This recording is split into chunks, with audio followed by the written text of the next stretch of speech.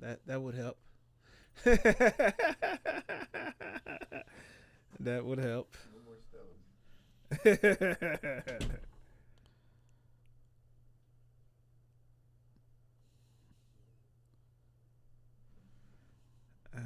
Boom. I got it up and running.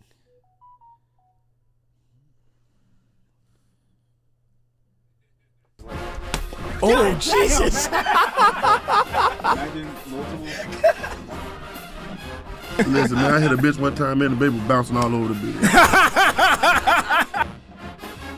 Cut through the texture of pasta, I stretch to the father. My demons can't be stressing my daughter. Sweat Benihana, know it's a rap. Wet enchilada. Deion Sanders is the greatest football player, arguably, to ever live. Ed Reed, the greatest safety, arguably, to ever live in the entire universe. All right? Why y'all not going on live? Miami been trashed for fucking how long now? God damn. I like you got on some skates. I like you got on some skates. I like you got on some skates.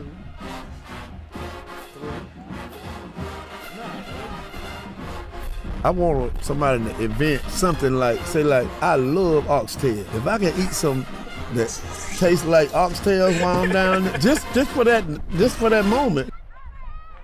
He's on my back. You know what I mean? And, you know, I think, you know, I feel like his thing is like on my neck. I've had two guys. Same time? No, I'm not that girl. Man. The best motherfucking podcast in Orlando, Florida. You already know. We the appreciate Sunshine it. State, man.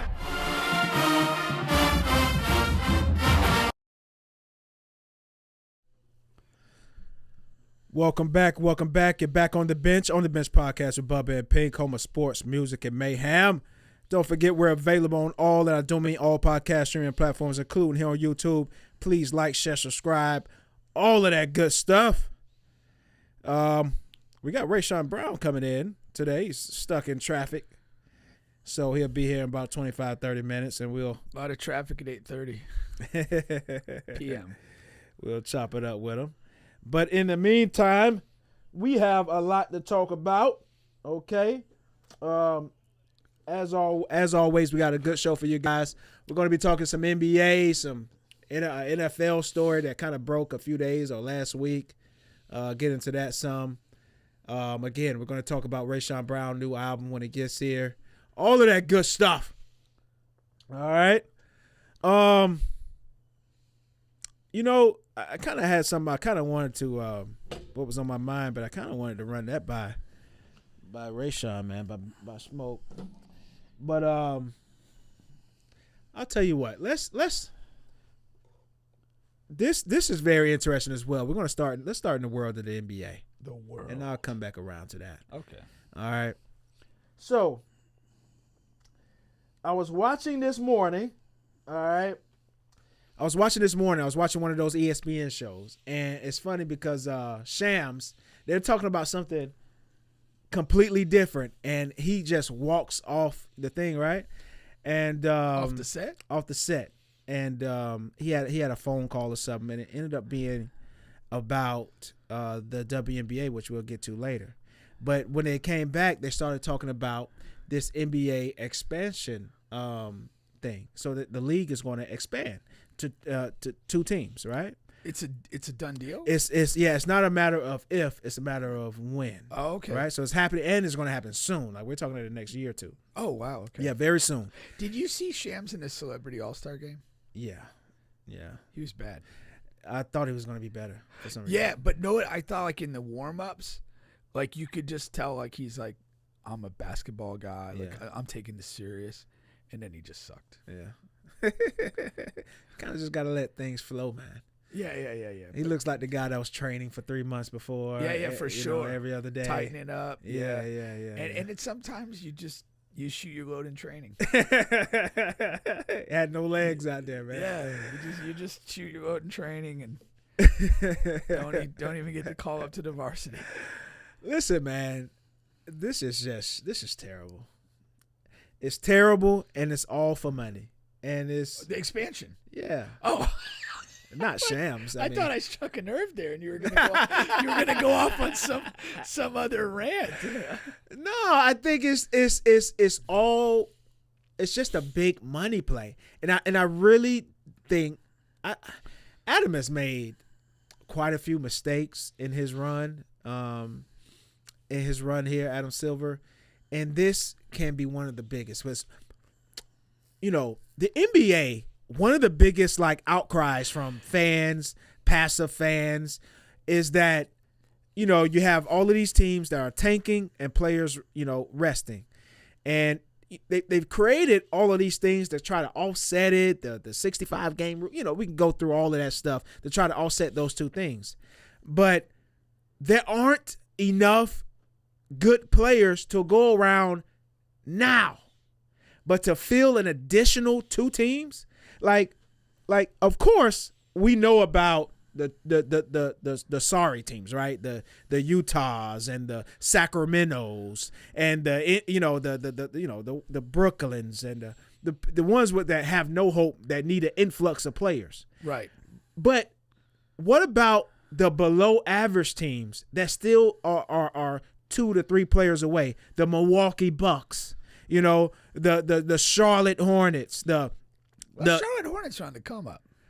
Yeah, but they're still a player or 2 players away. They're not, if they stayed pat, right? Because see, this is where the Hornets are at now. They're at a place where they're not going to be high in the draft ever. You know what I mean? Yeah, from this point forward, they'll be in the playoffs. They won't get. They're still in a place where free agents are not going to come. So the only way you can get a better player is if you trade one of your better players. So that's where they are at. Then that's the thing about the NBA, right? So. And then you look at the Pelicans, the Memphis Grizzlies. I can reel off 10 teams, and now you're going to add 2 teams to that, and all expansion teams, when they come, they're always bad for the first few years. Yeah, it takes a couple years to get going. You know what I mean? So now you're going to add 2 teams to the already 10 bad teams that you have. We're already watching enough bad basketball. I just think it's just a terrible idea for right now. I don't have a strong sentiment against it like you do. I'm open to it. At the end of the day, if all it does is make 2 more tanking teams, it's probably not worth the effort. But I put a lot into the tanking. I mean, to me, they're able-bodied, good players on some of these teams that are just not fucking participating because they're tanking. It's there's more players than we think if people are moving in the right direction. Nah, it's only 1 team. And even then, that team is not going to make a difference. Really, only Utah Jazz are sitting able-bodied guys. They're the ones who's getting fined and all of that. But, I mean, throw Lloyd Marketing out there, and he plays 82 games. You know what I mean? What difference is he making? 5 games maybe? With that unit? That's not a. Well, I mean, they're still a bad team. Not every team is built to win, and I don't know. I mean, I just don't. It doesn't matter to me. If they add more teams, I think it'll eventually just fill itself out, and I think it doesn't matter to you because you're only going to watch certain teams anyway. Anyway, yeah, that's true. You know what I mean? That's true. My thing is, I'm a larger NBA fan. I watch all of these teams in various different games, and it's sickening, man, to watch these bad teams play. You catch the Chicago Bulls versus Sacramento Kings one night, and you really want to go in the closet and grab the largest string. And those teams have no hope.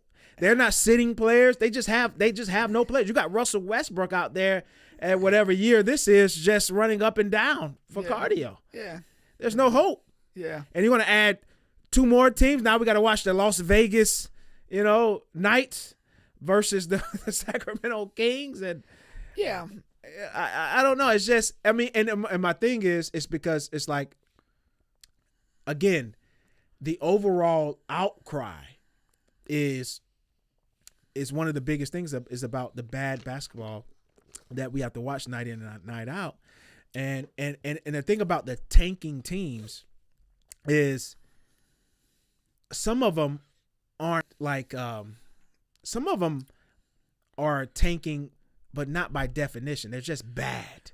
Well, what you have this year, and I don't think it's happened in several years really. You have this, as of this morning, you have a minimum of a 5.5 game lead between the 10th team and the 11th team. On what side? I believe that's on the East, and the West it's worse. It's like 7.5 games. Yeah. So you have, including the play-in 10, you have 10 teams that are playing at a certain level, and then all of your assured lottery teams are literally 5.5, 7 games behind that pace. Yeah. So you're talking 5 teams on each side. There is no competition right now, but in a 10-11, somebody to get into the play-in. No. That's done. You know, the 10th team would literally have to just go on about a 10-11 game win streak. That's on both sides, actually. That's what I'm saying. Like, it was like one was 5.5, the other was like 6 or 7. Yeah. It's like there's such a huge divide between play-in teams and the lottery teams. That's not good. But again, I don't.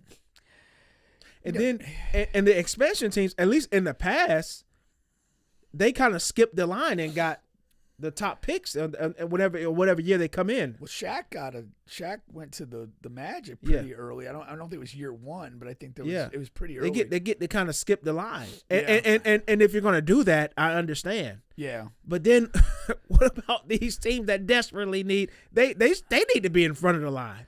And you know what I mean? So it's like, I wonder how do the owners, I mean, now don't get me wrong, again, I know it's all a big money play, because what happens is when 2 expansion teams come in, there's a higher revenue share, and those owners get to feed their pockets, so maybe they don't give a shit. And the buy-in. Yeah. Like, yeah. So maybe they don't really care at the end of the day, but really I'm talking about the fans and the viewers of the game, and that's why viewership it goes down from year to year. All of this bad basketball.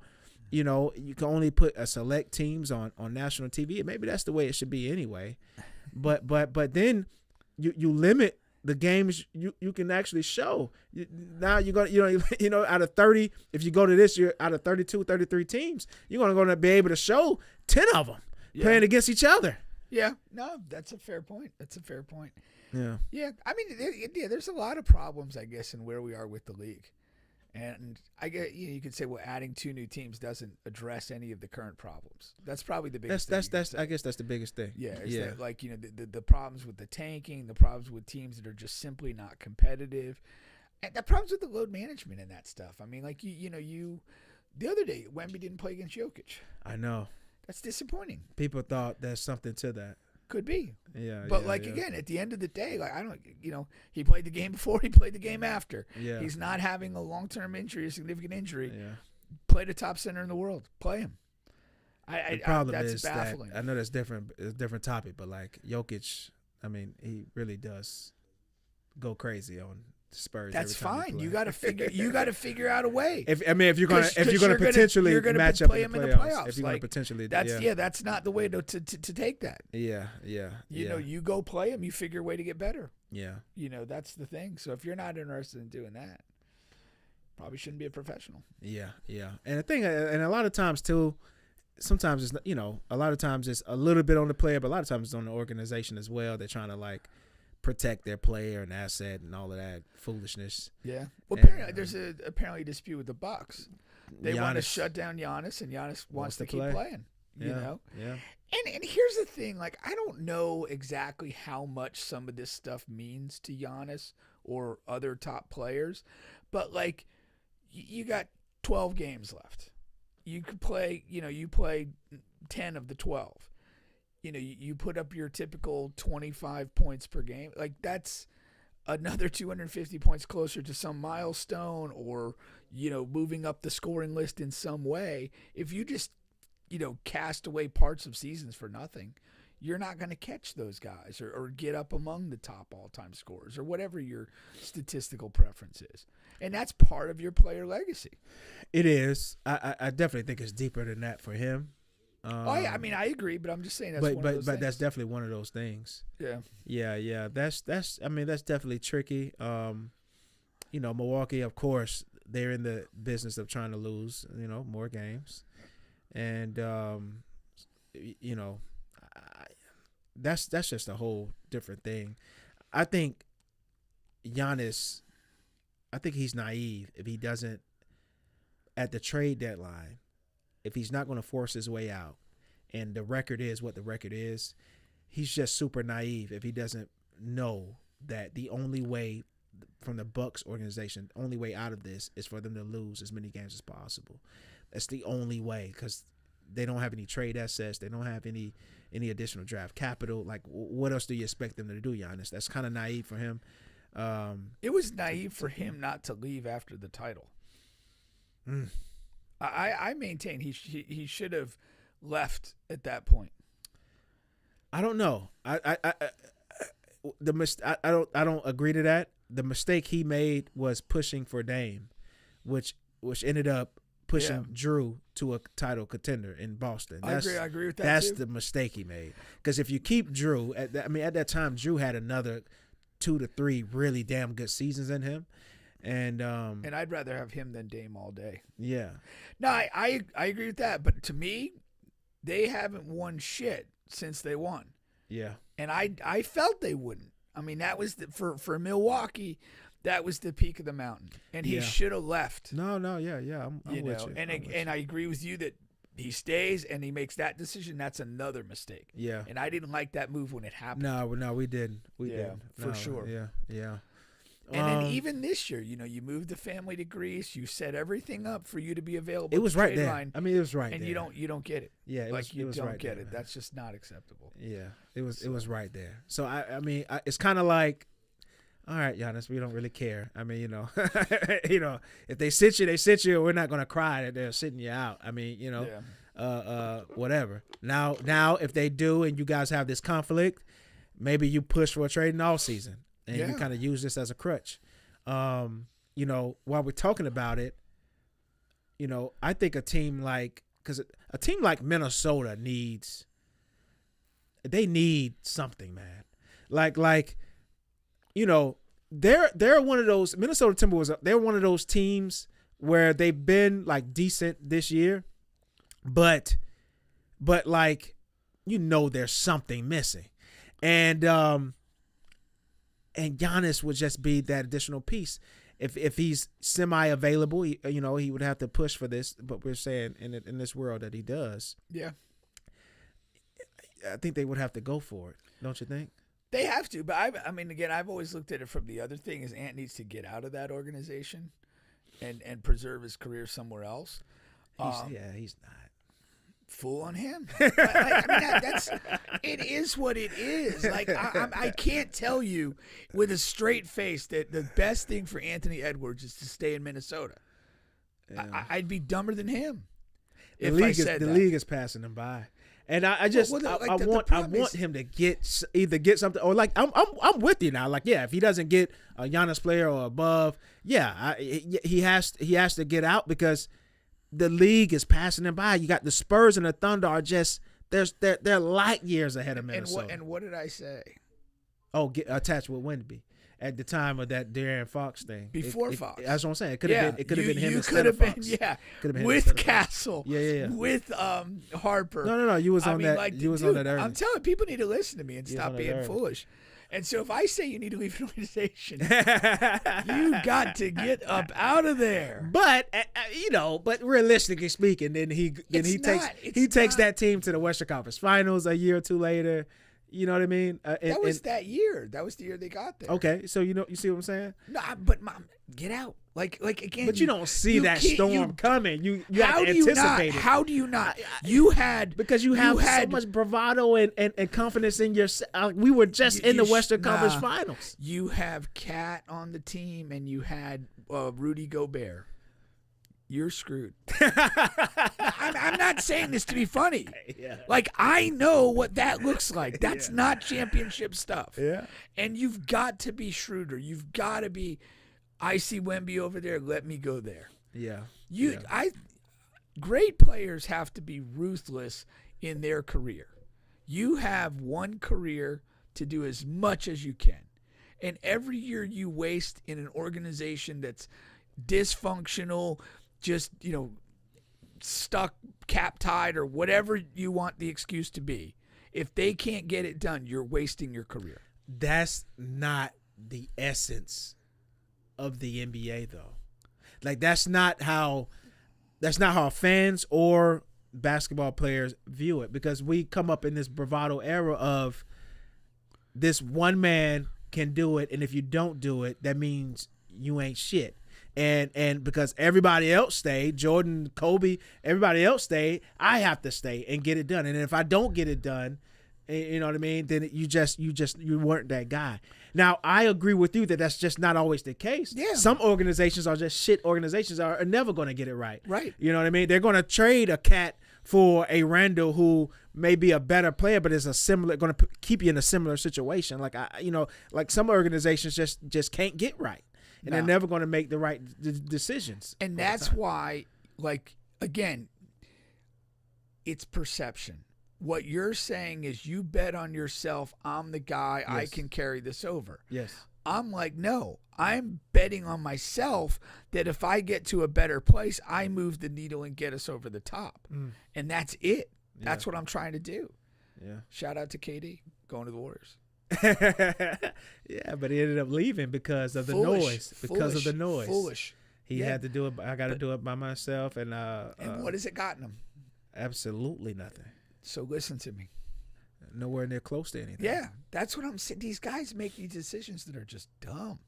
Yeah. I mean, at the very least, he would have got the extra Warriors title. After, at the very least. You know, and who knows where we are from there. Yeah. So, it's just these guys got to make better decisions. And you've got, again, you have one career. The Timberwolves, the Spurs, the Hawks, they're going to be here for 100 more years. Yeah. But you got one career. You got one window, maybe 12 to 23 years. Shout out LeBron. That's what you got. Yeah. And you got to do everything you can in that window. And if you cannot sit in an organization that doesn't have the pieces to support you, doesn't have the willingness to do that, it's just not worth your time. No, it's not. It's not.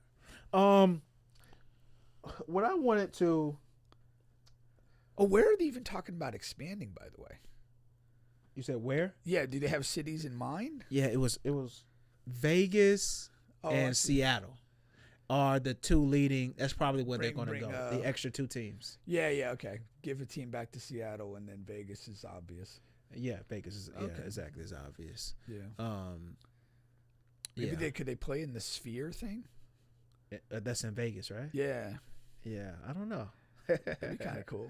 Yeah.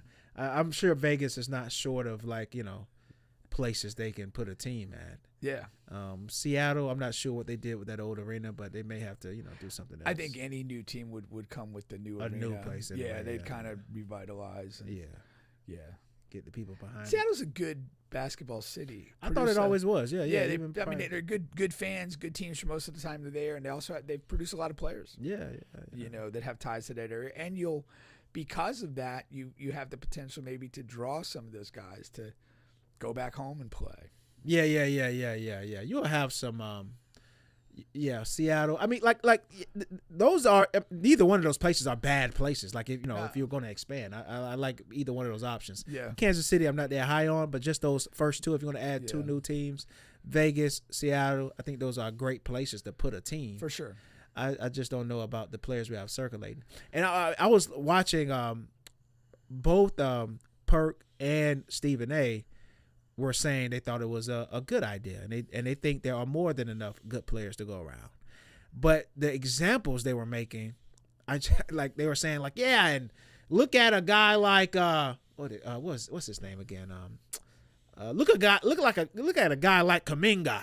He couldn't get on the floor with Golden State, and now he's playing great in Atlanta. What if he goes to one of these expansion teams and Kuminga is not fucking taking an expansion team anywhere, but anywhere but the lottery the next year.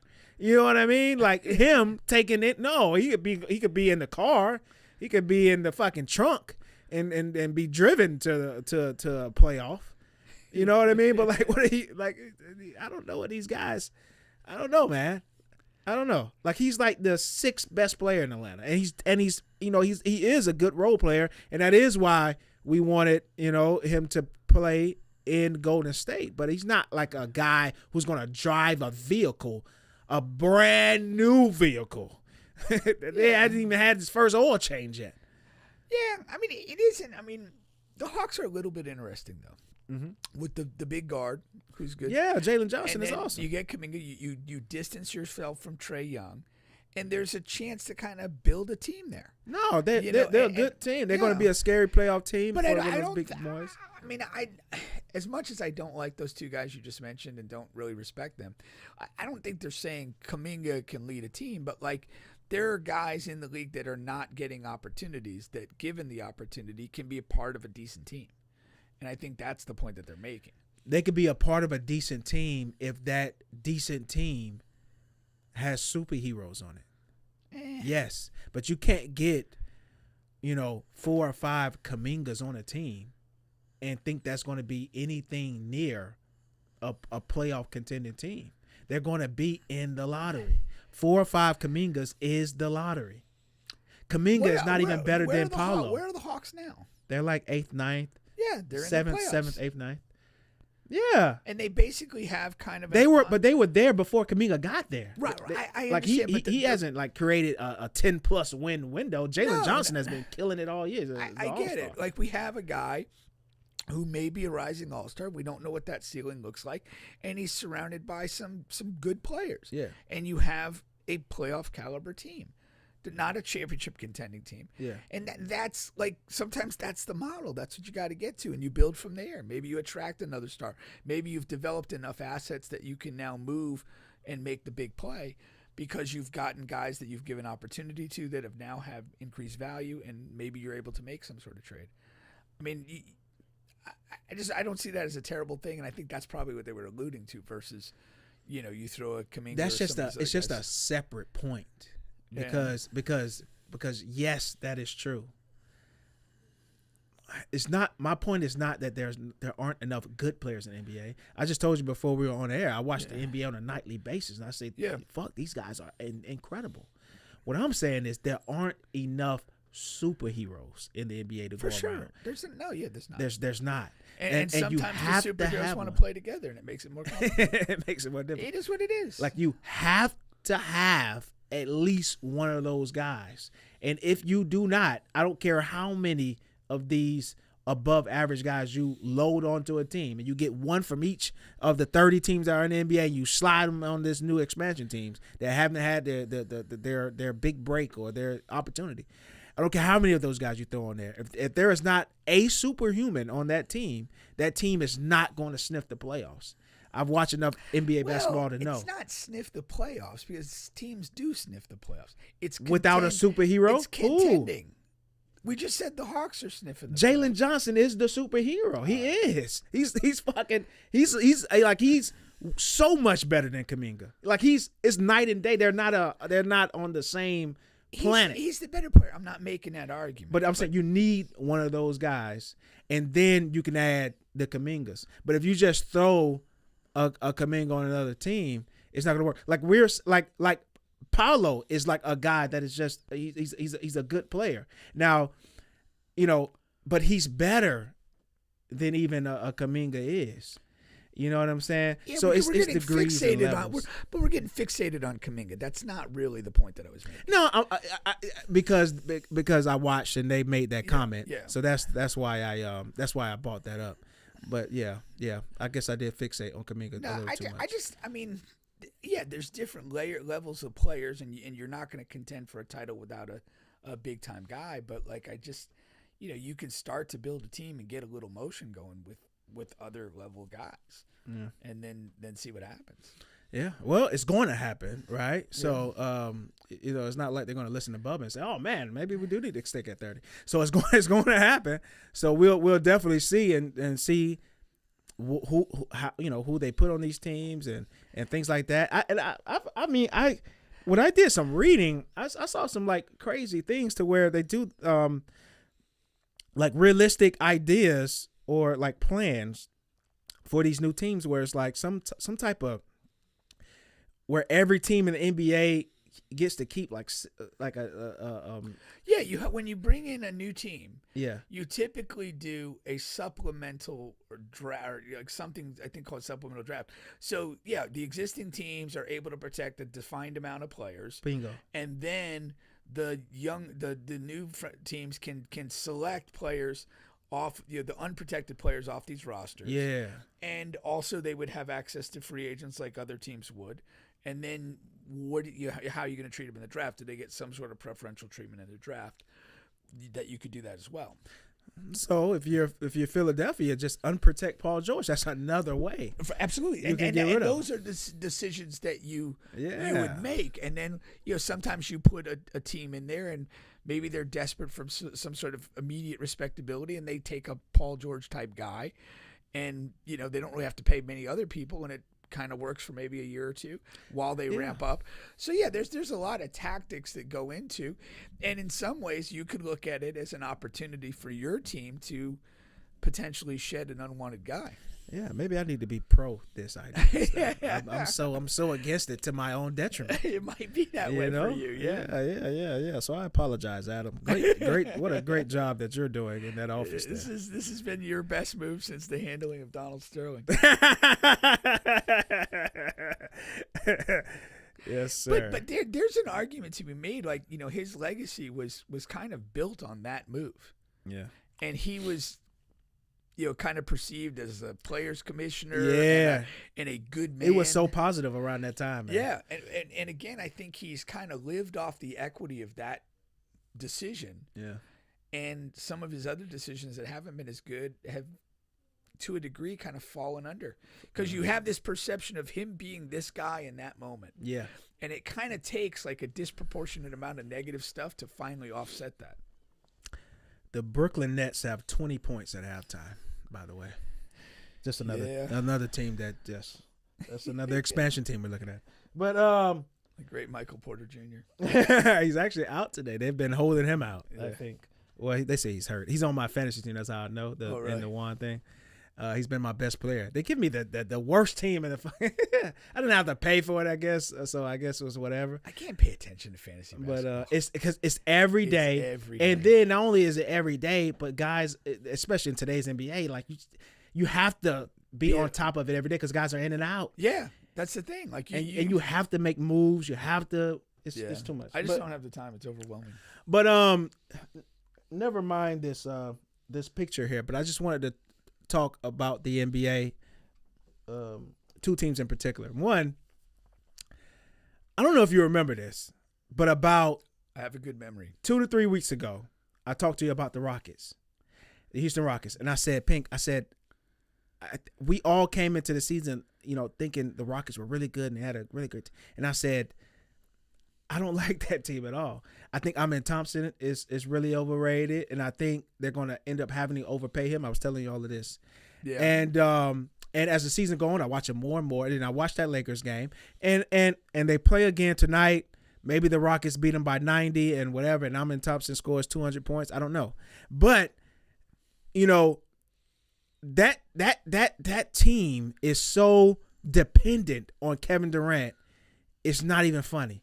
And Amen Thompson, he can't shoot. You have to put him in the dunker spot. He's a liability in that spot. And then also, you have a bunch of other guys who kind of do the same thing who can't shoot either. Tariq Eason's, and when I mean can't shoot, they're just not reliable shooters. And therefore they don't have to be respected by defenses. Exactly. And the thing about Kevin Durant. There's two things about Kevin Durant. We talked about Kevin Durant a lot, and some in a negative fashion. Two things about Kevin Durant. One of the main reasons when I take a step back and look at why I do not put him where a lot of other fans put him in the conversations with, even in today's game, with the LeBrons, the Currys, the Jokic's, and all of these other guys, even Shea to a certain degree these last couple of years. He's a individual commodity, meaning he's a scorer. He has like little to no playmaking ability in him. So as I'm watching that Lakers and Houston game, and this has happened sometimes throughout the season, when you double him, like he had 7 or 8, 9 turnovers in that game, he just does not know what to do. He's like a robot. He's either going to score or it's just nothing at all. Yeah. And right, that's number one. Number two, I've never understood the Kevin Durant is unstoppable thing. And even when you ask the average fan, you know, hey, build your all-time starting five. And they always put Durant at the 3 or the 4, and they say, well, this guy is unstoppable. And if Durant was this or that, I've never been on that KD is unstoppable. I've seen him stopped 1 billion times. Like, I don't know. He's not like that. He's not that. His claim to fame is he's an efficient scorer. But I think to be a great scorer, elite scorer, the best scorer of all time where they put him at, you have to have some level of I don't want to say dog, but like so much of a aggressiveness. He doesn't put up enough shots to be that. He's not Kobe Bryant. He's not, you know, the Jordan. And even in today's game, he's not the scorer that Shea and Luka are. They're so much more aggressive at getting the bucket than Kevin Durant is. He's smooth, silky. Maybe he's going to shoot, maybe not. And even in that particular game I'm talking about, everything he's doing is perimeter base. Yeah. You know, because if you go to the post, there's an easier way to pass out of double team from the post versus them trapping you at half court. Yeah. And then you're doing a turnover and they're having a fast break. Okay, I'm sorry. I talked for like 30 minutes straight. No. I mean, you're not wrong. He's not an elite ball handler, and I think that impacts your ability to be a playmaker. To be a playmaker, in my estimation, you have to manipulate the floor. And you have to do that by stretching the floor where they have to guard you and offsetting that by being able to go on the dribble and attack, not even for your own shot, but to play make. You have to put the defense in a situation where they're always having to overreact to you. And his weakness in not being a decisive dribbler or a good dribbler kind of confines his playmaking abilities. Yeah. Now, if you're confident up in a double team on a consistent basis, that's just stupid. And that's bad and it's unacceptable. And I heard him talk after the Laker game, and he basically admitted I'm hurting the team. I'm doing too much and I need to, right. Blah, blah, blah. Double teams, again, my thought on the double team is you play the ball early. When you see the double team coming, it's kind of like a blitz in football. You want to release the ball when they're on the way to you. Don't wait. Don't get kind of caught up and trapped. When they step, there has to be somebody open and you've hit the guy. I mean, the Warriors used to make a living with the Draymond and Steph pick and roll where they'd started high and teams would want to trap and he would immediately play to Draymond and then they're 4-on-3 with the rest of the players. That's how you beat a double team. Now, if you were a huge person like a Jokic, you can literally invite people to you. And that's what you can hold it a little bit longer because you are not going to be bumped off of your space. And then you can make plays, from that. Pick and choose where you want to go. Durant doesn't have that type of girth or stature to allow double teams to get to his body and then comfortably play out. That's just the reality of his body type. Not only that, though, but like Jokic plays out of the mid-post and post. Yeah. So it's easier when you're stationary. Like you said, then he invites. It's not like Jokic is breaking down people and blah, blah, blah. You know what I mean? So it's harder when you are a perimeter player. So I think the only way you can play that is what you said earlier. Yeah. So that's the reason why like SGA doesn't lead the league in assists. It's not because he's not a traditional point guard. It's because they are doubling him early a lot. Yeah. So he gets a lot of hockey assists and he moves the ball well. Right. Bingo, bingo. Now, oddly enough, Luka plays on the perimeter and he gets doubled a lot. But he leads the league in turnovers. He's trying to pass out of the double directly to the open man to get an assist. A lot of time it works because he's averaging 9 assists a game. Where I think he's like second or third. Yeah. But he also leads the league in turnovers. So he's a lot of sometimes he's turning the ball over out of those double teams because he's not really moving the ball to where it gets to the other guy, the hockey assist. And he operates like Jokic in the sense of he is a big, sturdy guy. Yeah. And so, especially as a guard, he's got guards kind of coming. So he can kind of wait and allow the people to come to him. 100%. But, he is just, at the end of the day, like, he's a reckless player. He is. He just has an element of recklessness to his passing and handling of the game. Maybe it's just kind of rooted in this supreme confidence that he has. But he doesn't always play pragmatically. He has an outrageous, confidence level. I just, and it is irrational. Like, and I'm glad we got here because the Lakers thing was next. Talking game, a guy Tonii who's been on here several times. Yeah.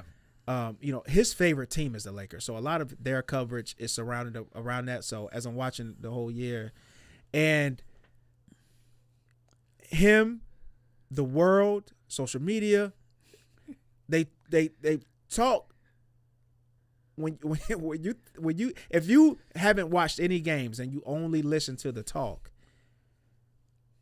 Luka is overrated. He doesn't play any defense. He's not a good player. LeBron is old and needs to retire. DeAndre Ayton is god awful. They don't have a bench. JJ Redick can't coach. I mean, and literally, that is the view of the Lakers.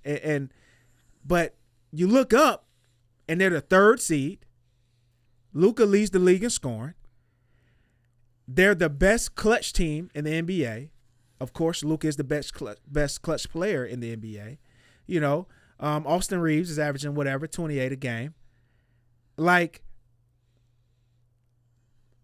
I guess it's how you view the NBA though, because I like Luka. I love watching him play. So I watch a lot of Lakers games, but I know that the West is a 2-team sport. It's OKC and the Spurs. I know that, but I also know the Lakers aren't a terrible team. And I also know that Luka is fucking phenomenal. Now he is unstoppable. That's what I call unstoppable. And so I don't know what to do with that because I know they can't compete with those 2 teams. But I also know they're better than Anthony Edwards and the Timberwolves. I know that they're better than the Kevin Durant and the Houston Rockets, teams that people talk glowingly about. So I don't know what to do with that and what to make of it. Yeah, I don't think you have to. I mean, the playoffs are going to sort it out for us. I think that's how I look at it, is that you're going to get in the playoffs and these things will sort them out. I don't particularly – I mean, where Houston is now, again, over-reliant on KD, lacking shooting, and then Şengün, who's terrific offensively, is a liability on defense. You've got a lot of, issues with that team that I think is going to prevent them from doing anything. Minnesota simply has been just too inconsistent all year. I mean, they've had some nice wins, some nice stretches of play, and then they drop games that you're like, oh, why did they lose to those guys? So I don't perceive them to be contenders. A couple weeks ago, it always comes up this time of year, is the Phil Jackson 40-20 rule. Yeah. And the only 3 teams that fit that criteria are OKC, San Antonio, and Detroit. And I tend to agree with it. I don't think any team below that is a real, genuine contender. The only caveat is Boston with the return of Tatum. Yeah, there's no way Detroit is coming out the East. I just think I'm not that convinced that they're not coming out of the East. I'm not. It could happen. But I think that Boston's probably the exception because they didn't qualify on the 40-20. But, if Tatum continues to find his health and they're excellently coached and they've got Jaylen Brown and guys that have won before, they could potentially threaten that. But I'm still not convinced of I don't like Boston over OKC or San Antonio. And I really think it's a 2-team race. Yeah. So yeah, same thing I said. And, yeah. Is he out there? You can come on in, bro. Yeah. Yeah, what's going on, my man? What's up? How you doing? Good to see you, man. How you doing, bro? Good. We just talking a little basketball here, man. It up.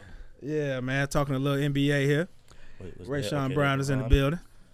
How y'all doing today? Good, man, doing good. But I think we're at the end of the day, we're in the right thing. I think we basically saying the same thing. See those two teams at the top. They both qualified for the 40-20.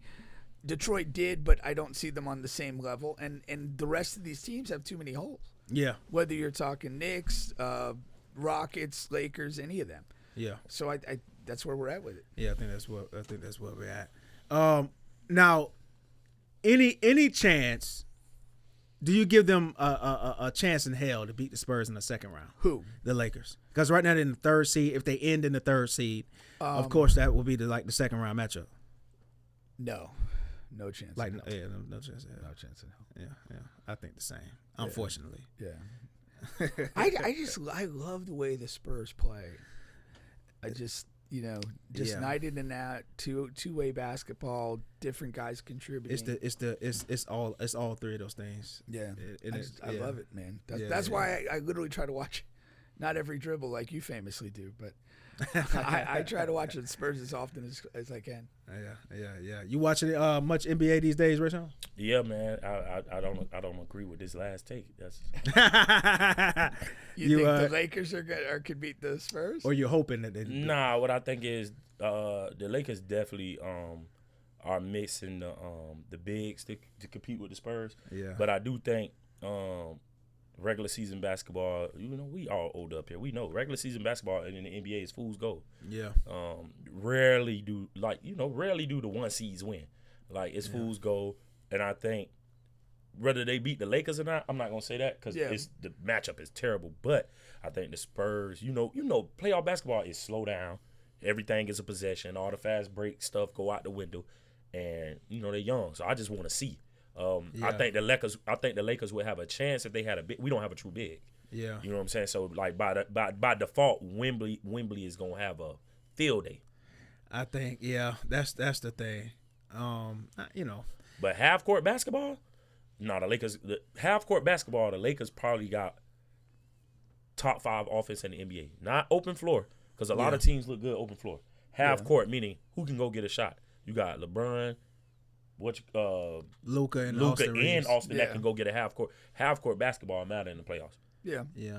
So no, I mean that's a solid take, like you said. And Pick already said it too. It's gonna sort itself out in the playoffs, man. But it's gonna be interesting. It's gonna be interesting to see. I'm still like I am still when I watch OKC play. Like I'm still shocked by SGA play. Right. And how consistent he is. Yeah. He's become one of the most underrated players in the NBA. I mean, he's one of the underrated players. Yeah, he's one of the most. I literally heard people talking about Jordan and Kobe this week. That's again, your guy Perk put that out, and everybody was killing him for it. Yeah. So it's not like people were agreeing with him. It was they were talking, but I do believe he needs to be in those type of conversations if things continue to trend. Not today, of course, because those guys are ringed up and I think the way titles up. But I think sometimes we compare players that's playing to players in the end. So the comparison got to be at the comparison. Yeah. So I think it's a good take if you allow your mind to say at this point in Jordan's career and at this point in Kobe's career, where does SGA match up? Yeah. Then it's a better comparison. But we automatically compare people to the end. Yeah, and it's duh, he ain't gonna never equate to that. They already at the end. That's good point. Right? But if you 100%. Yeah, so if you do it year 8 versus year 8 versus year 8, what does he match up? Yeah. Then everybody be like, You get what I'm saying? Yeah, 1,000%. Now it's more like But when you comparing it to the end, it's never gonna equate. Because they already at the end. Yeah. Kobe already 5 championships. Jordan, six straight, no losses. It's hard, but you got to go. Where was, everybody knows Jordan went on the journey before he got that first one. Even the 20-point streak, as minimal as it may seem, that's ridiculous. To top Wilt Chamberlain in the most consecutive 20-point games, that mean you never have a bad game. How easy it is. You know how many bad games LeBron, Wemby, Shaq, whoever you want to name has had. If you watch the what is it, starting 5, the Netflix thing, that he's in, like you just see what his mentality Is he in the one with LeBron or the second season? Maybe the second season. Okay. Yeah, but it's all connected. Like he's a very low key guy, and he looks at it like mathematically. If I do this, I'm get to 20, 30 points. That's the expectation. That's what I do. What was that comment he had a few days ago? Like I got the answers to the test. I just don't know the questions. Yeah. That was ridiculous. No, but that's the mind. That's a bar, dog. Yeah. That's a bar. No, it's too hard. It's too hard. But that's the mindset that he That's has. why you remembered it, because it's a bar. No, it's definitely a bar. It's too hard. He went crazy. I'm like, dude was listening to some fire that. Yeah, that's the mentality. Like he believes from a skill standpoint that he can handle whatever is going to be thrown at him night to night, and he's going to get it done. Yeah. And he doesn't, in his mind, he probably doesn't consider any other outcome. It's like, I mean, what he said is the truth for him. Yeah. And it's important that it's in his head because that's how he plays. Yeah. And again, he's an even keel dude. Like he's not. I never see him. He does not get not like emotionally Luka. upset or this or that. No. And that, and again, take a shot at Luka. All the nonsense that he does, it undercuts his team achievements, and it undercuts his team. Like what OKC has with him is the whole team follows his mentality. Yeah. And so they don't get rattled with a bad quarter or bad stretch of basketball because he's not rattled. Yeah. It's just internally, I'll get it going, and he kind of gets it going, and next thing you know, they're back in the game. And that sort of even-keeled elite performance leadership is huge. Yeah, no, it's crazy, and they've missed their second best player basically the entire season. Like if you take the second best player away from most teams, I mean they not gonna be the 1 seed. I can tell you that. Yeah, man. Yeah. In a lot of situations, and literally wire to wire. Yeah. They got to the top pretty quick, and have literally just stayed there. And the Spurs maybe get within 3 games or whatever, but never get right on them. We're half game back. If we win tonight, we'll be in first or whatever. They've just controlled the league for almost 2 years now. Nah, 100%. You're still on the bench podcast with Bubba and Pink, Coma Sports, Music, and Mayhem. Don't forget we're available on all podcast streaming platforms, including here on YouTube. Please like, share, subscribe, all of that good stuff. We got Raysean Brown in the building. All right. You came at a good time because we got NBA stuff out, man. That was some good conversation there. So, this could be a good transition here to everything that you got going on now. I thought you were gonna transition to Magic Johnson's daughter. Oh my God, we're gonna be talking about some crazy stuff coming up here.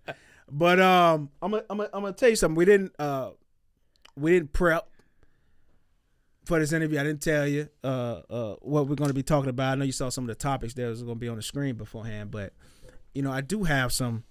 No, I didn't even see him. I got some tough questions for you, man. Hard hitting questions. I do. So I know you. I know we. We on a cool level. So as long as you know that. As long as you know, they come in with good intention. Man, it's all good. It's just things that I got to know because a lot of times too, me, Jay Son, and Black, that's like the triangle, and we talk a lot about hip hop in general too, but definitely in Orlando. When one of you guys come out with an album and we get together and our little chat and we do a lot of talking and stuff. Yeah, for sure. So I got a lot of questions, man. Talk to me. But first, you go with the build up and then go somewhere else. No. I'm still talking about the album okay. though. So you released the album. I want to know, how has the album been perceived? And it's because how I look at it is like it's a conceptual album. It's like and so how do you believe the album has been perceived? 501c, right? Yeah. And so that's my first question. How has it been perceived so far? How long has it been out now? We're talking about what, 3 weeks? Nah, man. It's crazy. It's actually been 2 months. Time flying. Yeah, 2 months. Wow. Yeah. It came out January. What was that? January, the week after the national championship. So I want to say. Okay. Yeah, After the football national championship. After the football national championship. So okay. Yeah, man. So it's been out a while, man. Honestly, the reviews have been, bro, nothing short of like what I hope for. Like everybody, you know, everybody is saying it's probably my best work yet.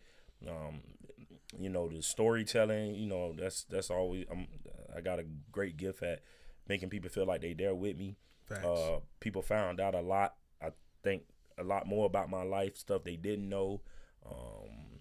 You know, correlating the work to my real life, just, you know, who I am, what I'm trying to do. Like, I feel like people found that out, and like, what this work, why is it near dear to me, and you know, what does it mean to me on you know, outside of a paycheck, and you know, just all those things. So I think, you know, I got a lot of reviews, but they all positive, just like, man, bro, like, you know, you told my story, or, you know, I was there, or bro, I remember when you was trying to do this, or so it was just like a lot of, like, you know, reaching out, and just a lot of like gratitude and gratefulness that, hey, somebody is not glorifying this, but somebody is telling it like it is, and all the possible outcomes that could come from this. Facts. So when you're about to read a review on your work, you get a little nervous? Like, what's your mindset? Nah, not really, bro. So for people that know me, they'll tell you I don't really lack no confidence. And sometimes, you know, especially like when dealing with females, it comes across as cocky, but I know where I've been, and I think that's important. So if you know where you've been, and you know where you at now, and you know where you trying to go, I can't afford to let what one person say knock me off my pivot. So like, man, I knew, you know what I'm saying? I just felt like I knew what I had, and it's like, if 50 people mess with it, that's fine. And if 1,500 people mess with it, that's fine. Like, I just knew this was like somebody got to hit us. Yeah. And I was good with that. Like, I was good with, like, man, this is what it's gonna be. And most of the time, you know, for hip hop heads, they know. Most of the time when you telling the truth and you being authentic, it's gonna resonate. So I knew I wasn't lying. I knew I was telling life stories, and I just felt like, man, people gonna fuck with this, because they gonna like identify this with oh, that's my little brother, or that's my uncle life, or my dad went through that, or I remember when that happened to bro. You know what I'm saying? So yeah, I wasn't really nervous. 100%. How I grade albums a lot of times, or one of the ways, is like, how many songs on this album do I put on my personal playlist? You know what I'm saying? And you definitely had a few. One of them I had in the stories that the NHS Crowley did. Oh yeah. Definitely one of my favorites. But I definitely had about 5 or 6, I'll say, that's good, that I put on my playlist. And yeah, that's real good, because what my favorite rapper right now in today's game is like Kodak, but I only say 1 or 2 of his on his playlist, on his latest album. one. Yeah. You know what I'm saying? So I do think I do like this album, man. Thank you. Now, 2 things about the album. I said it felt like a retirement album. It felt like a retirement, I'm going into politics album. How off am I on that?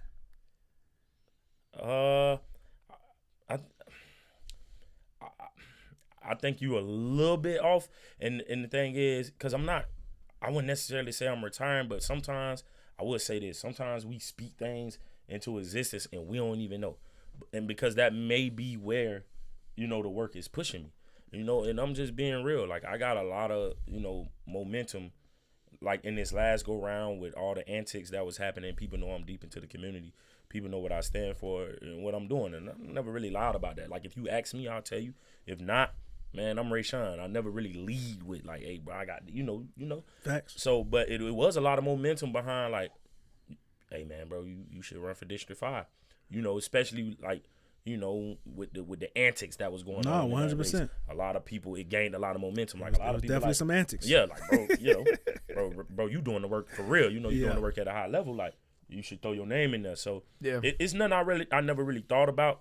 But, you know, I do, you know, at this point in my life, with everything I got going on, I do be, you know, moving like a politician, and, you know, to keep everybody employed. You know, you gotta shake a lot of hands.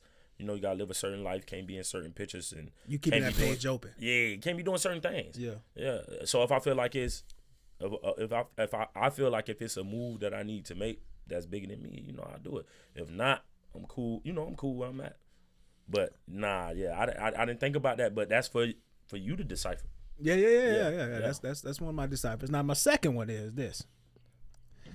I see where the album I see what the album was going at and what you where you went with it at. Mm-hmm.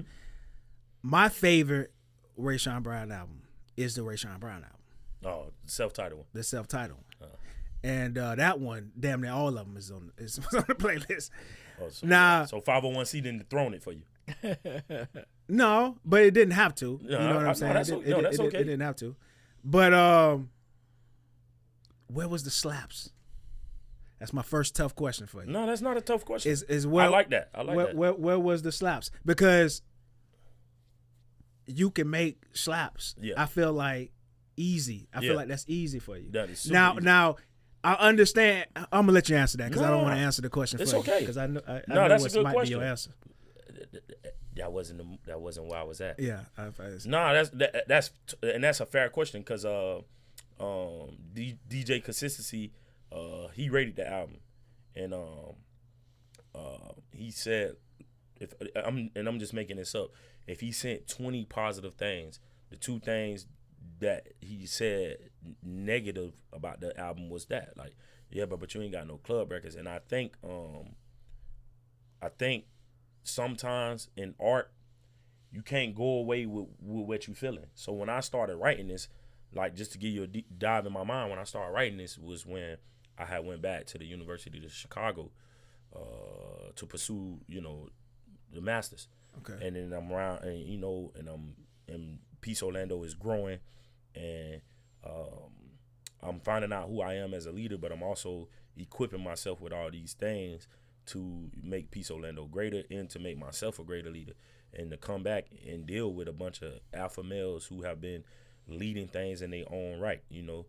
They changed their life to come work for me, but they've been head of traps, head of this, head of that. You know what I'm saying? So, and knowing their personal stories and then dealing with these young people that's toting guns and da-da-da-da. And I just, for a while before I put out 501c, I didn't really feel inspired.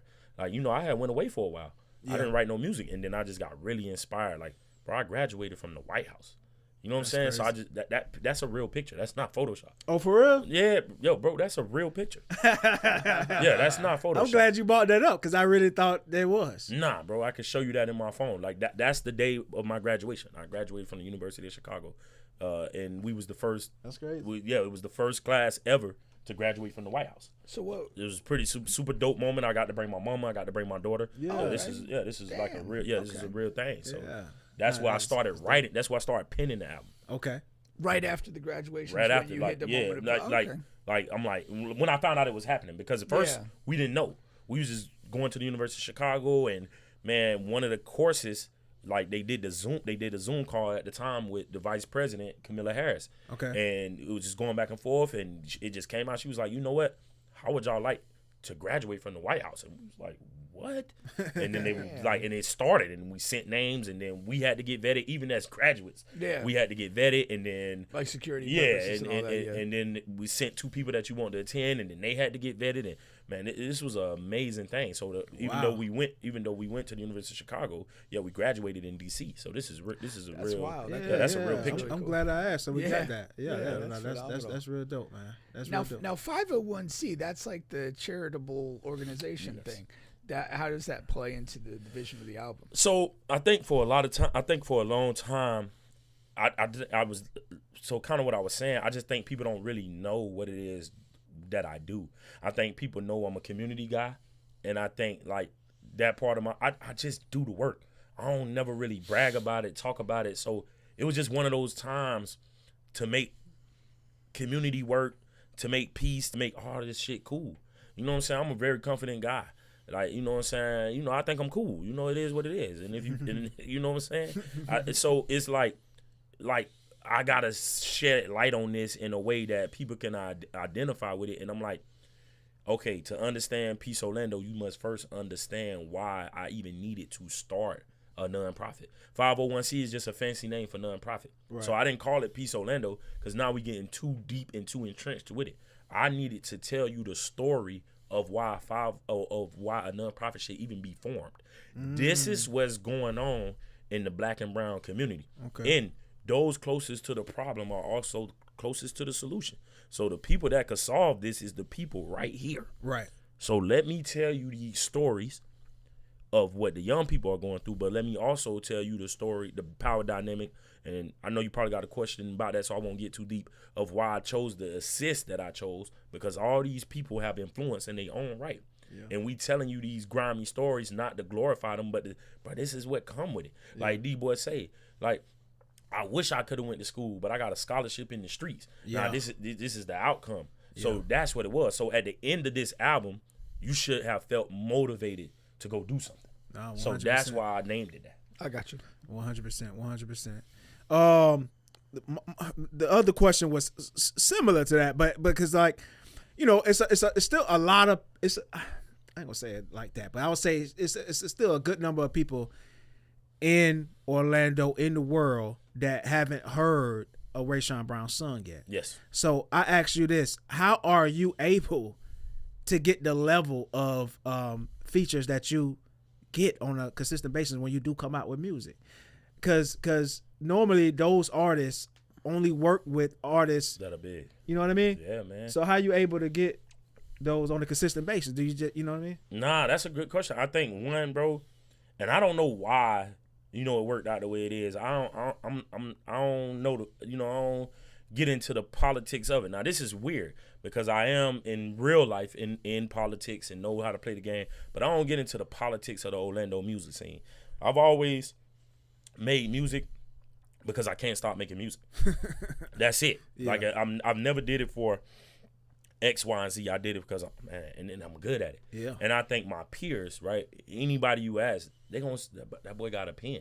So I think at the end of the day, people that make music are competitive, and I think it's coming from. They may not break it down like that, but it's coming from a competitive nature. It's coming from like, bro, I know bro pen like that, so I ain't saying no because I ain't ducking no smoke. But I'm also saying yeah because I know this ain't no. I'm not putting my 16 on no BS song. I know bro can go for real. Facts. Because I didn't have to, thank God I didn't have to run nobody down. I didn't have to. Everybody I hit, it was just like yeah, bro. It was like immediate yes. Yeah. They hopped. Yeah, man. It was very natural, bro. Like the whole process, it was dope. I'm super grateful. Like it started with the first person I hit up was Takeoff. It started with Takeoff. Loose Cannon Takeoff. He came same day. We fired him up, and next was D-Boy. D-Boy was number, and we fired him up, and then it was Pressure, and it just kept going like that, bro. It was very. That's how I know it was kind of like. This sound cheesy, but it kind of just like meant to be. I didn't have to run nobody down, and they all came and we all connected at the studio, and I ain't changed nothing. I was super confident. All my stuff was done. Like all my stuff was done. So you saying you ain't go back in after you heard their verse? Nah, bro. Nah, I didn't because I felt like what I had to say was what I had to say. That's how it really was to me. I'm like, nah, it's competitive, but I know I can hold my own on any track, and I know what I said was what I had to say. Not when you talking about pivoting, like making slaps and da-da-da-da, that's something you might go back and edit because now we popping shit, we flexing. Yeah. But this wasn't that. This was like real life stories and da-da-da-da. So, what I had to say was what I had to say. Yeah. So it's like everybody else that I got on, it's just your turn to say your part. Yeah. You know what I'm saying? So that's 100%. And you said a few names there, but also, of course, you had Pootie on there. You had Tonii Boy on there. I had Tonii Boy. Who was that on Block Sermons? That's one of the ones I put on my playlist. Yeah, that's my cousin Ken. Okay. He came on there with some energy. Bro. Yeah, he did. Yeah. I was like, I ain't never heard this. Do he rap for real, or you just he just did that for you? I think you know what I'm saying. I think he just kind of just did it for me. Okay. We blood cousins. Grew up together. He from crosstown. He had a run though. He had a run. Okay. Yeah, he's super talented. Now, did you go to him for that, or is it something he heard and was like, nah, let me kind of get on this? So everything I heard, like nobody picked. I picked all the records. So I did, like, it was very unique how I did it. I did all of the records, and then I like, hey, bro, this for you. Okay. And this is for you. Like D-Boy, the block party, like I knew I was trying to go with that. This for you. NHS Crody, take off this for, like, everything was for somebody. You know what I'm saying? So I went to my cousin. I brought him out of, quote unquote. Semi-retirement. Yeah, he just don't. He's super talented, but he just, some people just don't. Yeah. Some people could sing and never sing. You know what I'm saying? So big kind of the same thing. He got other stuff going on in life. But for me, I'm like, bro, I hear you on this. I need you on this, and like you said, a lot that end up being a lot of people's favorite song. Like, Yeah. All right, now here go another tough question for you. You said the first one wasn't that tough. Now we've had JuJu on the show. Yeah, we had you on the show. You know, what I'm saying prior to this too. Two things about the JuJu dynamic. Number one,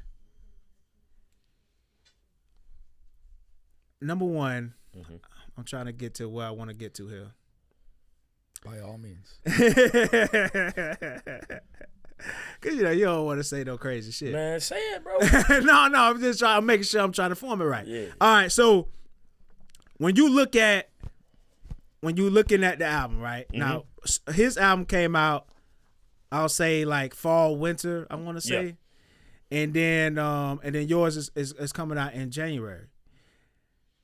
Y'all, I was introduced to y'all by Jay-Son as Smoke and JuJu, as the group, and a lot of Orlando know y'all as that. Yes, but when I go back and listen to it, y'all still was individual artists, but just working together on a lot of songs. That's how I look at it now. Mm-hmm. Like when I go back and listen to all the older stuff. Mm-hmm. So how does that go with now? When y'all coming out with these separate albums and y'all are and y'all been separated as a group for years and years. Mm-hmm. So how do y'all go about it? Like, okay, I want Smoke on this new album, or I want JuJu on this new album, or how does that work? Because we all know y'all as together, and it's like, okay, what, these boys ain't fucking with each other no more, or how does that? That's a good question. So I'm gonna tell you something. That's a great question, bro. So one, shout out to JuJu. I think, bro is like. But we really, and I can't speak for nobody else because I'm, you know what I'm saying? I can speak for me and I can speak for bro because we really like brothers, man. We've been doing this since, like, bro, we used to skip school to go to the studio. Like, it was like, bro, we used to have $10 in our pocket. That's back when KFC had like the little $2.99 thing, and KFC was like right by the studio, bro. And we would buy like 2 or 3 of those, like stretching that $10 and going right back to the studio and making music all day. So I know, bro, genuinely just love making music. Yeah, and I we dreamers and we achievers and we accomplish a lot. So obviously we want to make it, but we love music. You know what I'm saying? It's we was already lit young dudes. It's like we didn't have to do music to be introduced to women, to be introduced to, like, that was already what it was. Music is just something we love. So I say that to say it's just very authentic. So it's crazy you say that because we haven't been featured on each other's stuff in a while. Yeah. But me and bro talk every other day. So it looks weird, but we talk every other day. And bro, listen, 501c been done. Bro probably was the main catalyst, like, just drop it. Oh, so, like, that's our dynamic. Like, he, like, bro, it's hard, bro. Like, let it go. Like, no lie, it came out in January. 501c probably was done in maybe September. Oh, wow. Yeah, it had been done. Bro had already heard it. And he was the big, like, bro, you tripping this hard, bro, you hard, like, da-da-da-da. Bro is very authentic. We very authentic. So it looks weird, and I'll tell you this.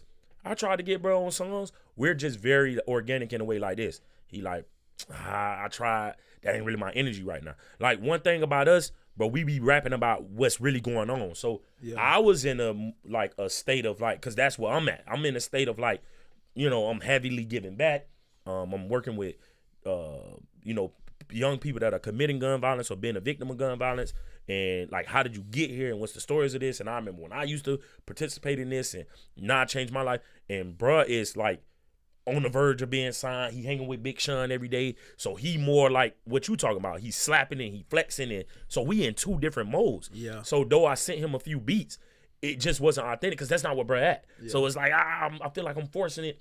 And then he'll send me some, and I'm like, nah, bro, that ain't really what I'm talking about right now. Like, I'm talking about this grimy shit that's happening. So it's we just very secure, and we secure enough to be like, okay, bro, your mood is like, I'm in the middle of Cali, I got the drop top, and da-da-da-da. And my mood is, bro, I'm in a black truck, tinted out, mobbed out, and I'm riding around these grimy streets, and I'm pulling up the neighborhoods, and I'm kissing the baby, so to speak, and making sure people are like we just in two different moods. Yeah. So it ain't like, bro. That's what I love about us. We ain't forcing nothing. Like, oh, bro, just make sure people know we fucking with each other. I got to be on that project, and you got to be on. Nah, we try. Like the truth is, we genuinely try. It just.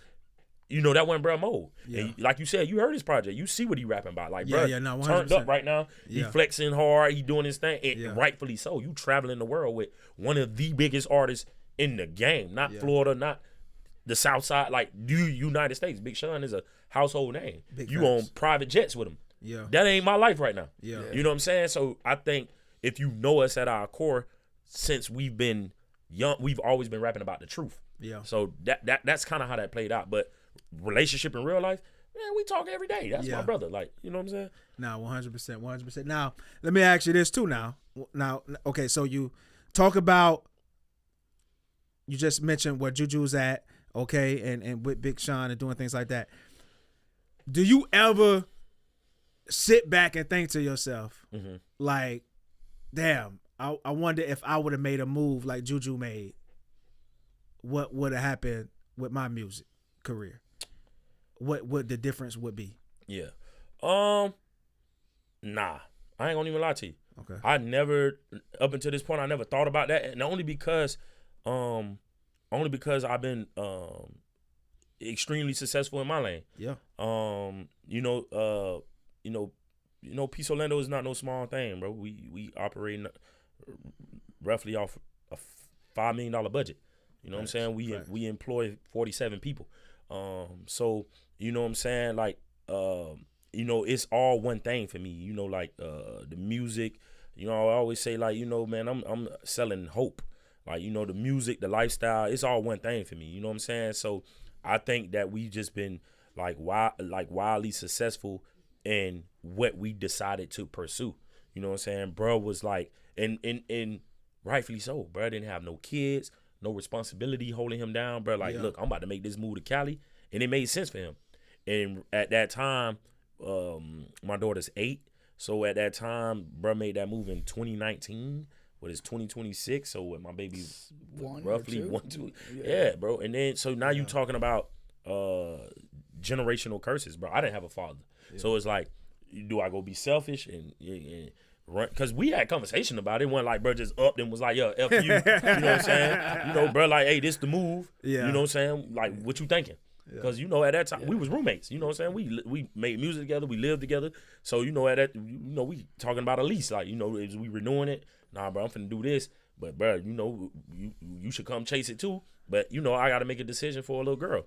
You know what I'm saying? And, so I'm like, that ain't nothing I could do. But, you know what I'm saying? Then, even then, as stuff started to advance, I just got, super turned up in my lane for whatever that was. Like, all right, from, being an employee to, like, man, I'm gonna start my own thing for the community, and I'm gonna make that extremely successful, and da. So I think, bro, I love it. I root for bro, and I think we got a relationship that even if I could try to explain it, like, nobody would understand. Like, bro, we bust down Biggie bags together, bro.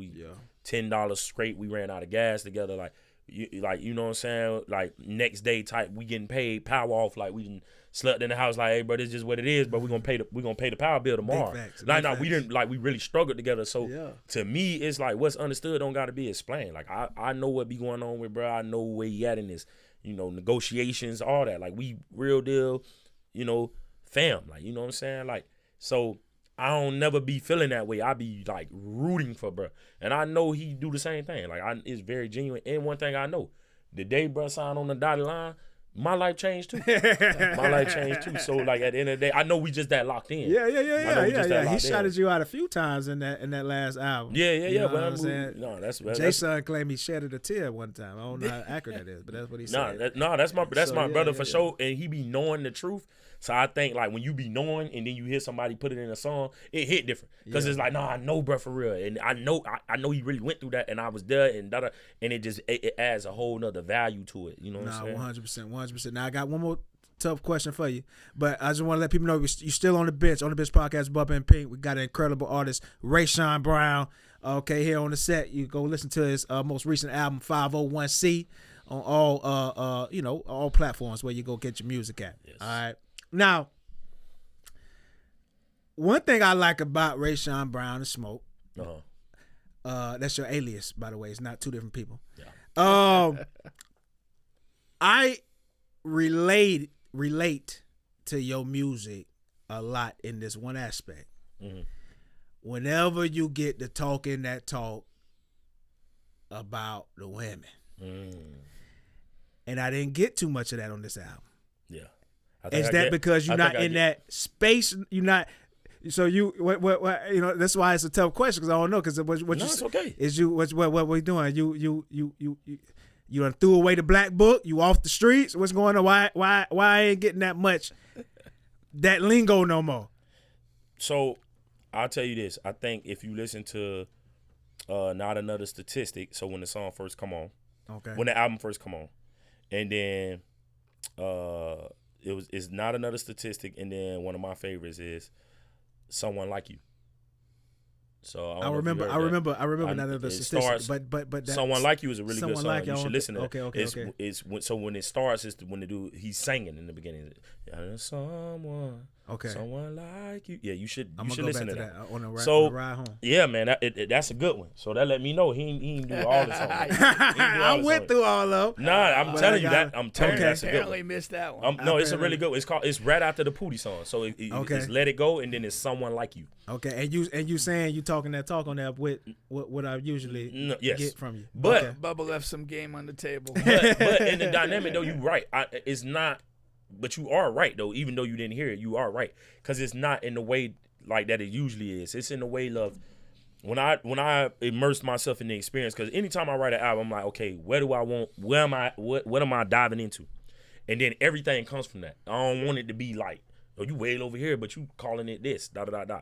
So when I dove into that, the first thing, the Not Another Statistic, that's, if you listen to that, that's by the female. That's a conversation of, you thought I wasn't going to become what I became. Yeah. You left me because you didn't think that I would you didn't think I would be successful. Right. You looked at where I was from, you looked at my background, and you was like, oh, you handsome, but ain't nothing coming from this. Exactly. Right? And so that's, in that one, I'm talking that talk from a standpoint of like, yeah, look at me now. When the song pivots, it's like, you said you don't want a nigga that's irrelevant. I guess I was, till I started eating steak dinners with Camilla and the president. And you know what I'm saying? It just turns, it's like, look what happened. Yeah. And then that song kind of end. And it was like, I was only telling you because you was asking. Because after all these years, you hit me up. You like, damn, look, we here now, right? And then Someone Like You, because I only talked about it 2 times. And Someone Like You, it just captures of the when you do reach this level of success, right? Or any level of success, because I'm always aspiring to be something else. It's like it does something. You sacrifice something, and I think in that's when you listen to Someone Like You. I think I sacrificed the love life part. I think I fell in love with what I do, and I don't know. That's something I got to figure out. Can you be in love with multiple things at one time? So I think I fell in, and I started putting that first. I started putting what I do first, and it don't show up it doesn't always show up in a cheating way. It shows up in a lifestyle way. Like I'm putting this first. I'm enjoying the life. I'm addicted to high pressure moments because of the type of work that I do with gun, working with people that are willing and dealing guns, and just sitting at home, and it's fucked up, but just sitting at home doing this is boring. Yeah. But not, I'm not really understanding that, and that I'm categorizing that. I'm just like, the job is so lit. Like, I'm showing up in these high pressure moments, and it might be a gunshot victim on the floor, and I'm talking to the chief of police, and I'm talking to the community, and we putting fires out, and we sending people here, and we sending people there. And then now you want me to come home and sit here and watch a show, and it's like, I don't want to do this shit. I just saved a life, and I just saved a life, and I just saved 3 more boys, and it's like, I don't know. Like, I got to get back out there. Yeah. So, any call that's coming through 2, 3 in the morning, I'm gone. I'm in the car. I got to go save these people. Yeah. And it's just what it is. And then imagine somebody, trying to put up with that. Yeah. For, it's going to draw a divide. At the end of the day, you love what you sacrifice for. Yeah. Sometimes it's a person, sometimes it's a cause, sometimes it's a passion. And I say that in the music. So in the song, you won't hear me say that. Yeah. I still think about you and I miss it. I just don't know if I miss it more than the glorification I'm getting from what I do. Yeah. And that's and people like, I do think I love one thing that me and JuJu do. We got super vulnerable in the music. Yeah. And we talk about like, and I don't hear a lot of artists do this, but I know JuJu do it and I know I do it. And not to say we the only ones, but if you listen to us, we poke a lot of fun at ourselves. Yeah. Like that we want two artists that do that. Like we just gonna tell it what it is. Yeah, I did do that and so fucking wet. And I did get like whatever it is. Like I did get cheated on. I did get laughed at. She did leave me for this nigga. I did pull up. I did whatever, right? We don't be like just walking around like, nah, bro, I'm just a Greek god and a bitch never did me wrong. And big fact. Yeah, and if she did, I didn't care. Nah, I'm gonna tell you all the experiences. Yeah. Like one song you might hear like, yeah, boy, I had it going on. It was 3 of them there. And then the next song is like, nah, bro, I cried all night and then I got in the car and I followed her and whatever. You know what I'm saying? And so I think like that's what people respect, like the vulnerability of like, nah, bro, human. Yeah. And people ain't gonna say it out loud, but they bumping your shit because I identify with you. Yeah. I am why do I care? Yeah. I'm a lit nigga. So if one person calls me to crash out, and by crash out I mean if you cause me to call your phone 20 times, so what? Because guess what? I still all the things that I said I did with the back, I still did that. Yeah. So if this one girl got my heart and I did that, who cares? Nah, for real. Yeah. You know, one thing as well too is like, as far as our show On the Bench podcast, I ain't gonna lie, I hate having artists on. I really do. It's more of a pink thing, honestly. So we get a lot of people on. A lot of times it's mostly Pink who want that, not me. It's only a handful of guys that I like to have on here. Of course, you one of them. But like, because you have to be either interesting or have interesting stories. Yeah. You know what I'm saying? In order for it to benefit us in any kind of way. A lot of time artists want to seem mystique and you know what I'm mysterious saying? And one word answer you. And not only that, sometimes because even if they real good at what they do, that don't benefit us for what we trying to do. It doesn't translate to that. And I think a lot of people can fall into just like answering with just trite answers. Yeah. Just stuff that just sounds like every other person says. Right. And you seem kind of cool in that little box. Yes. Yeah. But you're not giving anything to anybody listening to it. You know what I'm saying? Yeah. Yeah, that's one thing for sure. Now, I got like 2 more things, but what we're gonna do first is we're gonna roll through a couple of these trending stories, then we're gonna circle back to it. All right. Actually had something that I wanted to get your reaction to that Tonii boy said on the podcast about a week or so ago. Y'all had Tonii boy up here? That I disagree with on a different podcast. Okay. Yeah, we did. But we've had Tonii boy on here too. He's passed through a couple times because you know he's with the old rap and that I4 Records now. You know what I mean? So we was recording out of there for a long time. So he's passed through a few times. Yeah. But he was on a different podcast. He said so. I just wanted to preview that for the people that's listening. All right. Let's roll through a couple of these here. All right. There was a guy. I don't know if you can see this, but a man, let me see here, will spend a couple of years in prison here after he admitted to basically uploading sexually explicit videos to OnlyFans from him and his old lady. All right. So, you know, a lot of these guys are wearing these Meta glasses now. And you know, and when you doing your thing with your old lady, but this dude here, he uploaded OnlyFans, made some money. He didn't tell his old girl. His old girl, you know, I guess got mad, went to the police. For sure. Now he about to do some jail time over it. Yeah, that's a harsh outcome for him, but tough shit, buddy. Like, what the hell? Is it though? Is it a harsh outcome? Jail time? Yeah. Jail time's always a harsh outcome. Whether you deserve it or not is another matter. Yeah, that's tough. I mean, if you put it into context, it's a non-violent crime. Yeah. And you're gonna serve 3 years in jail. That's tough. That's a tough one. Yeah. I mean, are you comfortable with that? I mean, I wouldn't do nothing. I wouldn't do something like that. Well, that's not the question. Like, I mean, I just think that's low key. I mean, I don't know. I think it's low key kind of weird, but I can see him saying, "Okay, are we making money from it?"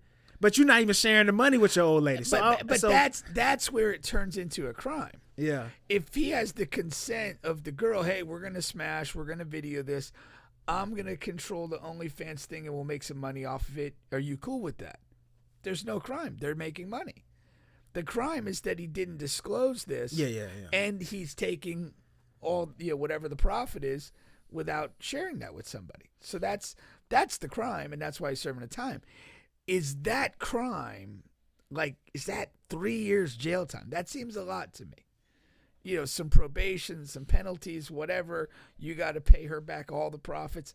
I'm a lot more comfortable with that personally. It's a sleazy move, I get it, but 3 years in jail to me probably requires a little bit more. She butt ass naked on TV. Maybe she get fired from Walgreens. Who knows how it impacts her life. If she look good naked, she's got other options. What you think, Ray? I ain't gonna lie, bro. I'm kind of. I know that's not the question, but yeah, I would never do that. You send me a picture or video. I'll never leak it. Straight up. Shameless plug. But nah, I don't know, dog. That's wild. Yeah. It's just wild. It's just like it's wild. Like, yeah, bro, why would you upload that girl without her consent? Like, it's wild. Yeah. No, I mean, again, I agree. It's wrong. It's bad wrong. It's just I feel like people do worse stuff and get less sent to the that's a whole nother debate, and I think you're right with that. That's a whole nother debate, but you don't know who she is, you don't know who she connected to, right, you don't know if Auntie DA, you don't know, like you know what I'm saying? Sure. That and then a lot of the times what I've seen is it's about the victim. If she continuously pressing it, they gonna make sure. Because she might have been super pissed. She might have been super pissed. And you struck on a good thing too. Like I mean, depending on the nature of her employment and what level of embarrassment this brings, or potentially job loss if you're in certain industries, like that is a real thing. And that makes the thing worse. No, 100%. Let's fly to the next thing here. My baby mother here, Reginae Carter, she opens up on why she didn't stay loyal to Lucci during his prison bid. Says she left just 2 months into his 4-year sentence. She says, I didn't know nothing about holding nobody down. I felt like he wasn't loyal to me, by leaving me and going to prison. You know what I'm saying? That's one way to look at it. I guess that's one way to look at it. She left early, boy. 2 months in, but she ain't get that no time. Hey. I mean, here's the thing. Worked out for Lucci. I think her logic is goofy as fuck. Like like he left her. But I totally get if you don't really, if somebody goes out and commits a crime that gets them in jail, like you don't really owe them anything. Like on what basis do you owe them something? Unless you're a co-conspirator in the crime. I think it worked both ways though. So like you absolutely right. You don't owe me nothing. But when I come home and it's back pop, when it's way more popping. Because in Lucci case it's way more popping. I don't owe you nothing either now. Yeah. Because guess what? You don't think this post coming out at the right time? Because you said nobody didn't teach me. Yeah. So basically saying is you giving yourself an excuse. You want brother hit this. Like, hey, I ain't really fail you on my own withstanding. I failed you because nobody showed me the way. Bingo. Man, please. You see the girl Lucci walking around with now? Oh yeah. All right. Oh yeah. Well, that's Bubba's top of the chart right there. Reginae, yeah, I fucks with Reginae heavy. I fuck with who he walking around with now. Heavy. And Bubba didn't care to get a picture of her. No, but yeah, no, I'm with you on that. I like that take. That wasn't where my head was at, but I like that take. Yeah, I agree with that. Let's keep flying through them here. My editor sent me this, and so gotta see what y'all take on it is. Where he at here, man? Magic Johnson's son, EJ. He's going viral. Says he only dates straight men. He says he is not attracted to gay men. Being a gay man himself, this makes sense to me. That makes sense to you? Yeah, I've always okay. So several years ago, when Bruce Jenner became what was his name? Caitlyn. So when I was working with a gay guy in the office, and I'm kind of like, hey, what do you think about this? And he's like, well, he's not on my team, so I don't care. And his thing was like, he's a gay man and he's into gay men, like men, like whatever. If you become like essentially like a female, like Magic Johnson's son, whatever, like it's seeming you're trying to attract straight guys. If you were just into dudes and you like dudes, you would just remain a dude and do dudes. Like you're kind of like faking being gay if you're gonna feminize yourself and be the role of a woman. It's another solid take. But I think that's where this is coming from him. Yeah, didn't think of it that way. It's another good take. I'm thinking of it like, first of all, they're not straight. I mean, I don't know what to tell you. I mean, you know what I mean? Like, well, I'm not making that argument. I know. I'm just talking about when I saw it. Yeah. I'm like, well, they're not. Obviously, they're not straight. Yeah. So I don't know. Because I don't think he meant it that way.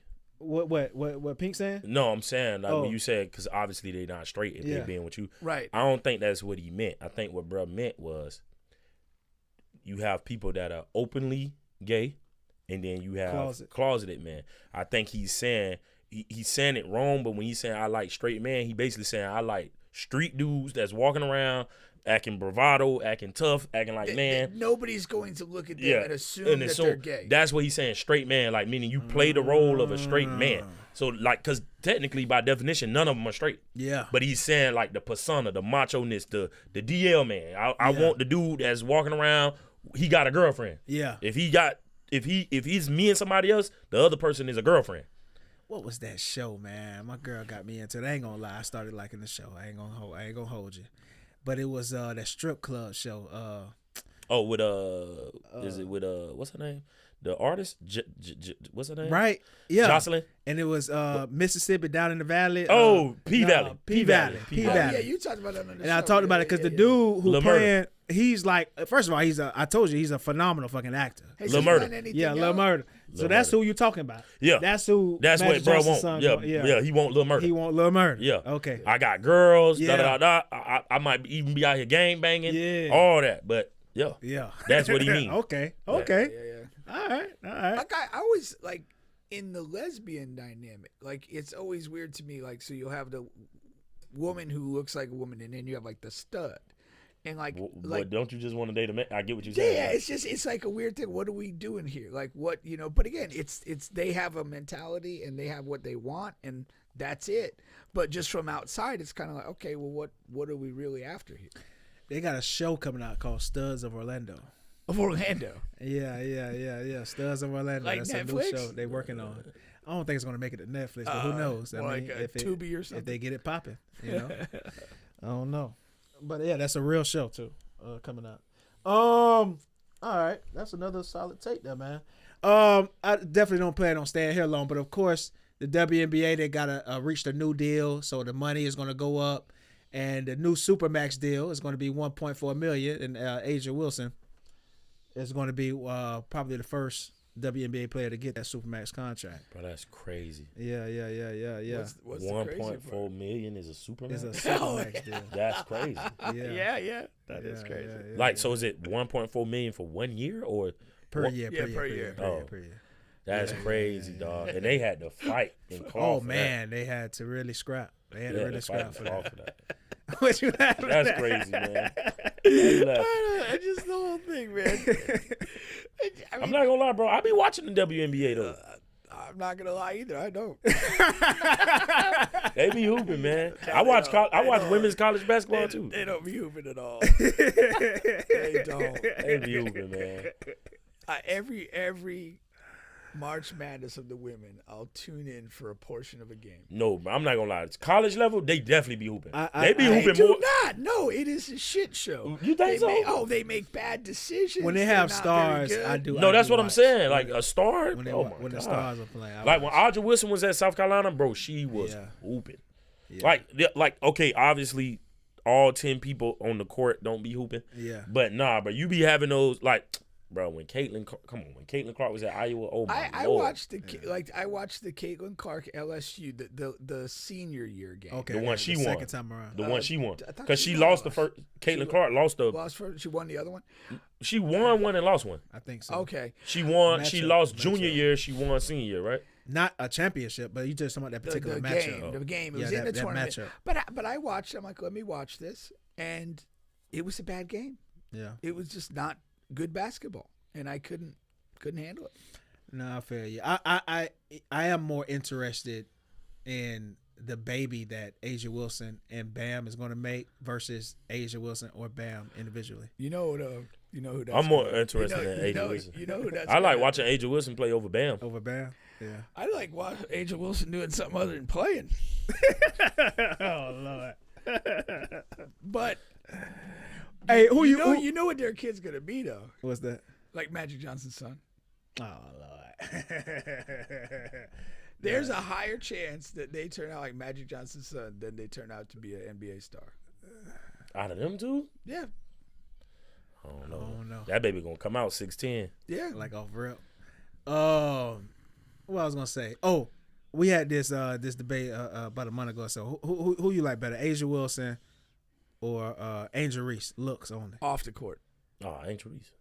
I said the same thing. Angel But Reese. who was that disagreeing with me? We had somebody. Remember somebody we had on the show? Who was it? I forgot. But That boy anyway. must ain't seen Angel Reese in person. I had the pleasure of meeting Angel Reese. Oh, for real? Yeah, I ain't never seen Angel Reese in person. You gotta look up now. Yeah. No, she tall like that for real. That was the first time I ever felt like dominate. I'm about to say because you every bit of what 6'3", 6'2". 6'2". Yeah, Okay. she got to be 6'3", 6'4". Okay. Like real height, bro. I had to look up. Like I'm like, but she beautiful though. Yeah. She looks there, but what I had one more. This guy here I thought was interesting. So crazy, man. Yeah. So former player with the Chiefs here allegedly asked ChatGPT for advice on how to cover up his girlfriend's murder after she was found dead in her home with a broken neck and back and multiple stab wounds. Okay. What did ChatGPT come up with? Whatever it was. He got caught. He got caught and then had to. It wasn't good enough. So, ChatGPT, he got CTE. But for real though, man, that's gonna be the defense. Yeah. That still ain't gonna get him nothing but a loony bin. Like he ain't coming home. Well, I mean, you break a neck and back and stab somebody, you probably do. Unlike the other jail scenario, he probably deserves it. This is a DP all day. That's crazy though. Yeah, but ChatGPT, because you can literally like. Then you complicit because you went and asked Chat. Like now you like totally complicit. It's planned. It's pre-planned. All of that. First degree all day. What do you know any other facts about like what exactly happened and why? No, I mean, of course they probably had an argument or something, but no, I don't know it like the specifics or something. I just thought that was like so crazy because you know we like I use ChatGPT like on a weekly basis, man. It's funny because you can literally ask anything, but like you know you gotta know anything they come out with technology wise, like they're tracking the shit, like it's there, and even if they're not directly tracking it, you leaving it's a thread, it's a you leaving something for them to be able to go back to and check. It's like. Yeah. If you want to be an effective killer, you got to be an off-the-grid person. Yeah, you got to be off. Like no digital footprint whatsoever, just straight low-key violence. You got to be, man. If that's the life you want to live. Yeah. Peace, Orlando. That was a time for a shameless plug. No, 100%. So the thing about I was getting back to, I saw Tonii Boii on a podcast. And basically what he said was, and you might have seen this clip, is he was saying that he was talking, the lady asked him to have some type of advice for other artists. And he was saying how jokes, his bottom line was jokes sell more than dope. But basically he was saying how artists should focus on being more funny and more entertaining versus than the actual music, because that's what's selling right now. Mm-hmm. But I mean, I disagree with that though. I disagree with that from a standpoint of like that's Tonii Boii's recipe. Like you can't give Tonii Boii playbook to every other artist and think you're gonna score touchdowns like Tonii. You know what I'm saying? My opinion, I think that's crazy because I love Tonii Boii to death. I think, and I could be wrong here, but I think it almost sounds like maybe like Tonii Boii trying to validate what he doing. Yeah. And it's like, nah, I'm doing this because this the recipe. When it's like, nah, bro, you don't owe nobody shit. Right. You don't owe nobody no explanation. If you want to get out there and make the Baby Daddy song with the guitar in the middle of time, bro, that's just you. Yeah. Like, so, because I'm agreeing with you, like, that ain't gonna work for it. I'm not a funny dude. Right. Like, I'm sarcastically funny. Like, everybody that hang around me be like, nah, like, bro, you sarcastically funny. But it's not like, I'm not Dave Chappelle. Yeah, like, right. Well, actually, I would more identify with Dave Chappelle than I should have used another name. Kevin Hart. I'm not like, because Dave Chappelle is like higher level funny. It's like, exactly. if you can conceptualize Dave Chappelle funny. Yeah. But if you like just, bruh, don't talk with all those riddles, then you know he's not that funny. Yeah. But yeah, I would say, yeah, bro, that like, that's what's working for you. And you know, Tony Boy, you don't owe nobody no explanation. If you want to get on the guitar and do that, do it. Like, don't justify with, oh nah, because this the way to, you know, whatever. That's my opinion on it. Cause nah, I ain't gonna never tell an artist to do that. Cause I ain't never doing that. Right. But it's what you want to do. I think Tony Boy right in this way. Like, if your only desire is to make it, so you don't care about content, you don't care about the message you putting out, your only desire is to be famous, to get some type of deal, then yeah, there's all type of formulas and recipes out there, and I don't hate nobody that do that. You know what I'm saying? Before Boss Man D-Lo became Boss Man D-Lo, we watched that happen. Yeah. We like, oh yeah, bro, that formula, that pocket he in is is real catchy, it's gonna blow. And then he blew. Yeah. You know what I'm saying? So you could see like stuff happen before it happened. And excuse me, I think my take on it, am I talented enough to, like, come on, bro, like, put some shit together and then ride it off into the sunset? And yeah, but I wouldn't be self-fulfilled. And sometimes it's just who you is. It's self-fulfillment bigger than fulfillment from, like, people you don't know. And to me, it's like, and I ain't saying that because I'm not on, because if I was on, I'd be saying the same thing. Like, bro, I just want to talk about what I want to talk about. I just, like, want to talk about what's really going on. Yeah. I want to have an opinion. I want to story tell. My lifestyle is financed already through other measures. So it's like, if music could add some value and some money to that, fucking great. Yeah. But, you know, I worked hard enough that I don't have to depend on it. So in the music, I just get to be honest and vulnerable and tell the stories and da-da-da. And if I never make it, I'll go out being, like, authentic, and people be like, bro, I ain't gonna lie, boy, nigga, Raysean was one of the best storytellers I ever heard. You know what I'm saying? So I think it's like, what do you want out of it? Facts. Now, if some success come, fucking great. Let's go party. Let's go pop some bottles. I made it. Yeah, but I ain't gonna stop what I'm doing to focus on, like, making it. What was his line again, though? Jokes sell more than dope was the... What I read from that was that, like, there is that culture of drug-based music. Yes. And a lot of people make it. A lot of people make money off of it. Like, he's obviously being authentic to himself as being a bit of a joke guy. But I also took it as he's maybe kind of trying to push a statement that, like, let's change his content a little bit and stop immersing it in drug culture. Nah, you got to know him. So? That's not what he was doing. What he was doing was, hey, I'm going to have a little bit more fun. And, you know, my shit may be like riddle diddle. Because the norm, he really more rap on the same level as us. Like, he's a very intellectual guy. He's really good at storytelling. But he didn't did all that. You know what I'm saying? Tony been rapping for a while. He didn't did all that at a high level. Facts. And I think now, bro, probably at the point where it's like, nah, bro, I'm just making it or I'm not. Like, I'm done with all that. I'm just making it or I'm not. So when he's saying jokes sell more than dope, he ain't literally saying dope music. He's saying dope content. Like, that's how I like jokes sell better than dope content. Gotcha. That's what he was saying. To know him is to know that's what he's saying. Yeah. Like, I got you. Like, funny shit. As long as I'm rhyming and being funny, I feel like I got a better chance than actually being dope and somebody saying, bro, out rapping people. Yeah. Like, he basically saying that ain't what it is no more. Nobody cares if you out rapping people. Bingo. So I think that's what he was saying. And my opinion on that is, if that worked for you, shit, bro, kick the door down. You know what I'm saying? I'm a cop for you. I like Tony Boy music. So 100%. I don't think that's like, I wouldn't necessarily say that's the formula. Yeah. Because it's about how you finna do it. Like, you got JuJu right there. JuJu ain't doing jokes. JuJu, what? Do we got 10,000 followers on Instagram? Like, it's still people every day showing you that don't matter. I think JuJu got 10,000, maybe 11,000 followers, and he on. Yeah. Yeah. Right. So it every day somebody's showing you, no, it's still people still respect dope content. People still respect storytelling. People still respect whatever. You know what I'm saying? Yeah. TDE just signed a smaller artist that's in that same pocket as me, JuJu. You know, that storytelling that they just signed another. So it's people. You know what I'm saying? It's people. No, I agree that there's way more than one way to make it. That's what I was gonna say. I still think it's a bunch of avenues. Yeah, there's a bunch of avenues, and a lot of times what you're also finding, like you're gonna find the pocket that's not served and find something new sometimes, and that could be the breakthrough. Yeah. You know. Yeah. But it's still a lot of avenues. But I do think that it's tougher for like new artists these days because it's like. How do you get your because it's so easy to say, oh man, this is the easiest era because social media, you can just put your song out and a bunch of people can hear it.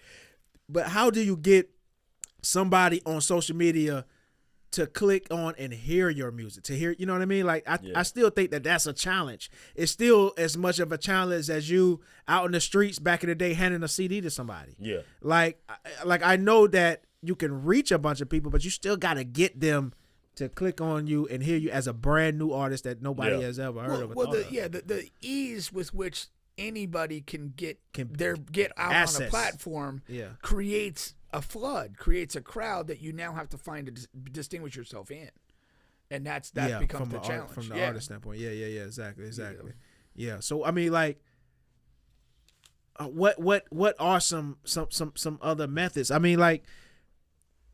Cause what did you do for this album here? Cause I know you're real good about having like listening parties. That's a part of your strategy. You've done that now for what, 2 or 3 albums at least that I know of. No, I did it for every project I've did. Okay. So I wasn't on the early stuff. Yeah. But yeah, so that's a part of it. Yeah. What's other things I think that like utilize? you know I utilize YouTube a lot. Every time I post on social media, I put money behind it.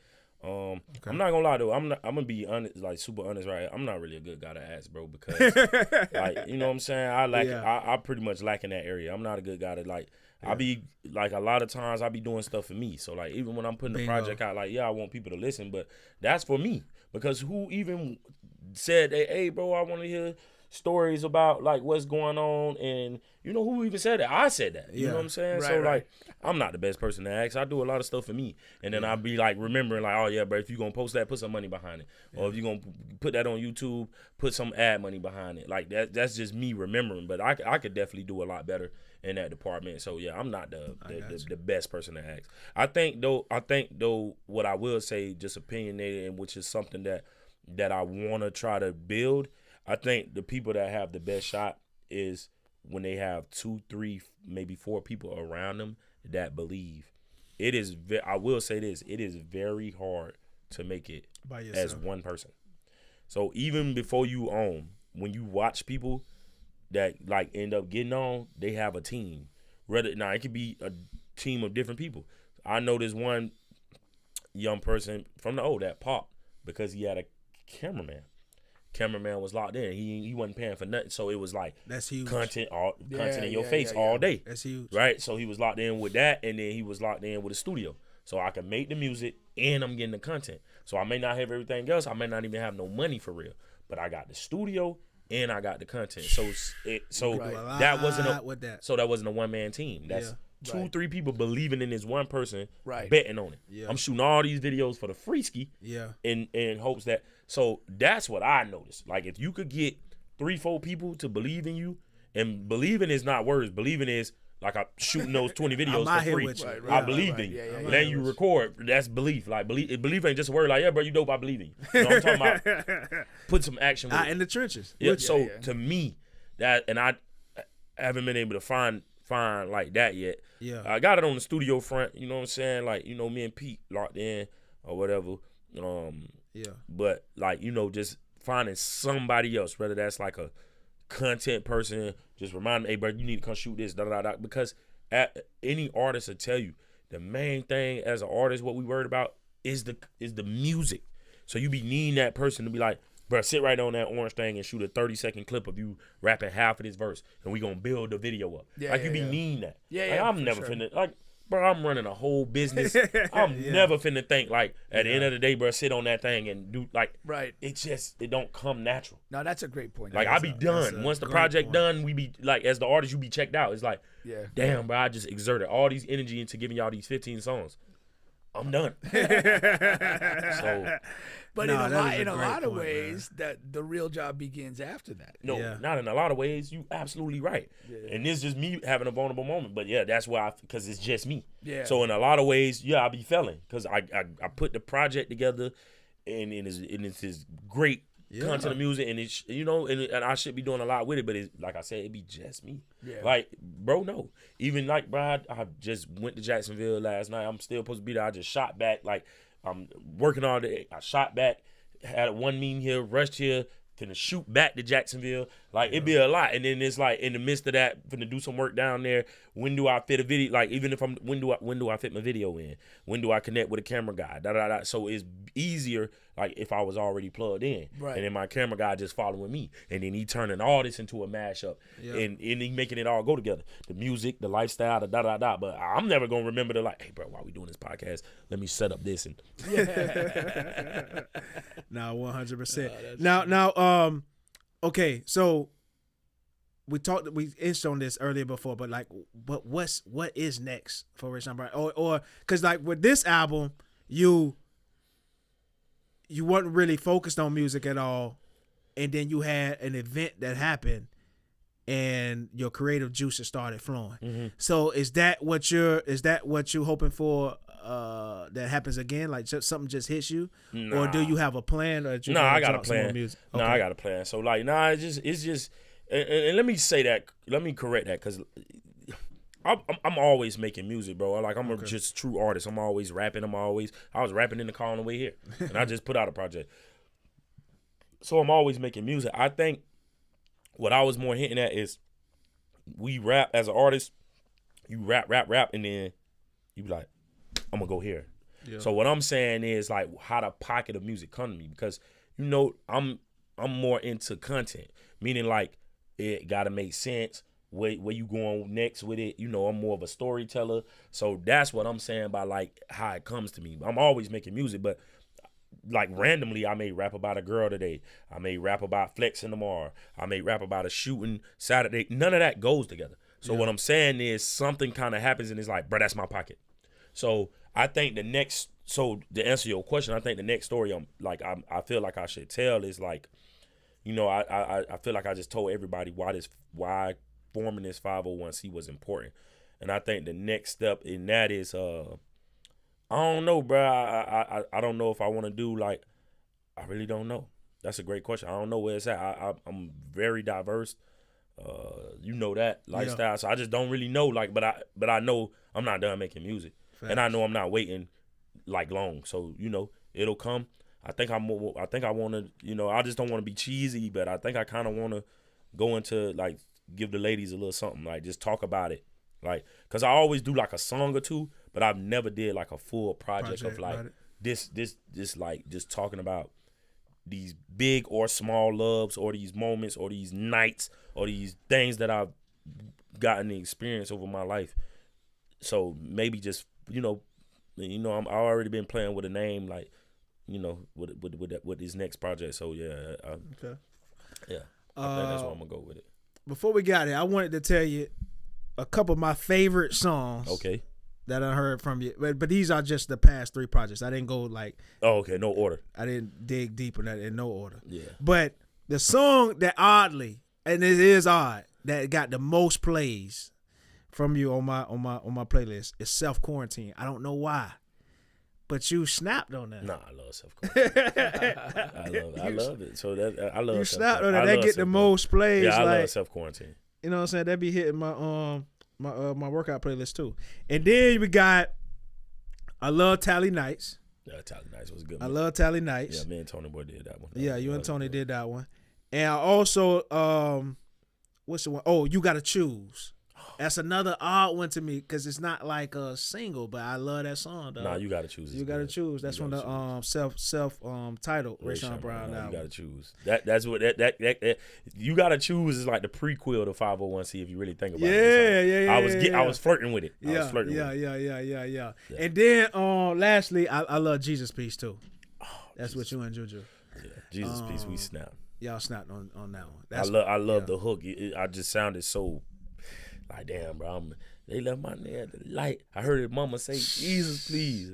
Did that come from a verse? That hook? Yeah. Nah. Okay. That hook it sounded like it could have came from a verse and you made it into a hook. Nah, that hook came first. Yeah. So that's what's up. Yeah. That's what's up, man. All right. Well, appreciate you coming through today, man. Appreciate y'all for having me. Yeah. Once again, that's Raysean Brown 501c, man. Y'all go check it out, man. Some real good stuff, man. Appreciate you coming through. Catch y'all next week. See you next week. Oh, Jesus. Listen, man, I hit a bitch one time, man, the baby was bouncing all over the bed. Cut through the texture of pasta, I stretch to the father. My demons can't be stressing my daughter. Sweat Benihana, know it's a rap. Wet enchilada. Deion Sanders is the greatest football player, arguably, to ever live. Ed Reed, the greatest safety, arguably, to ever live.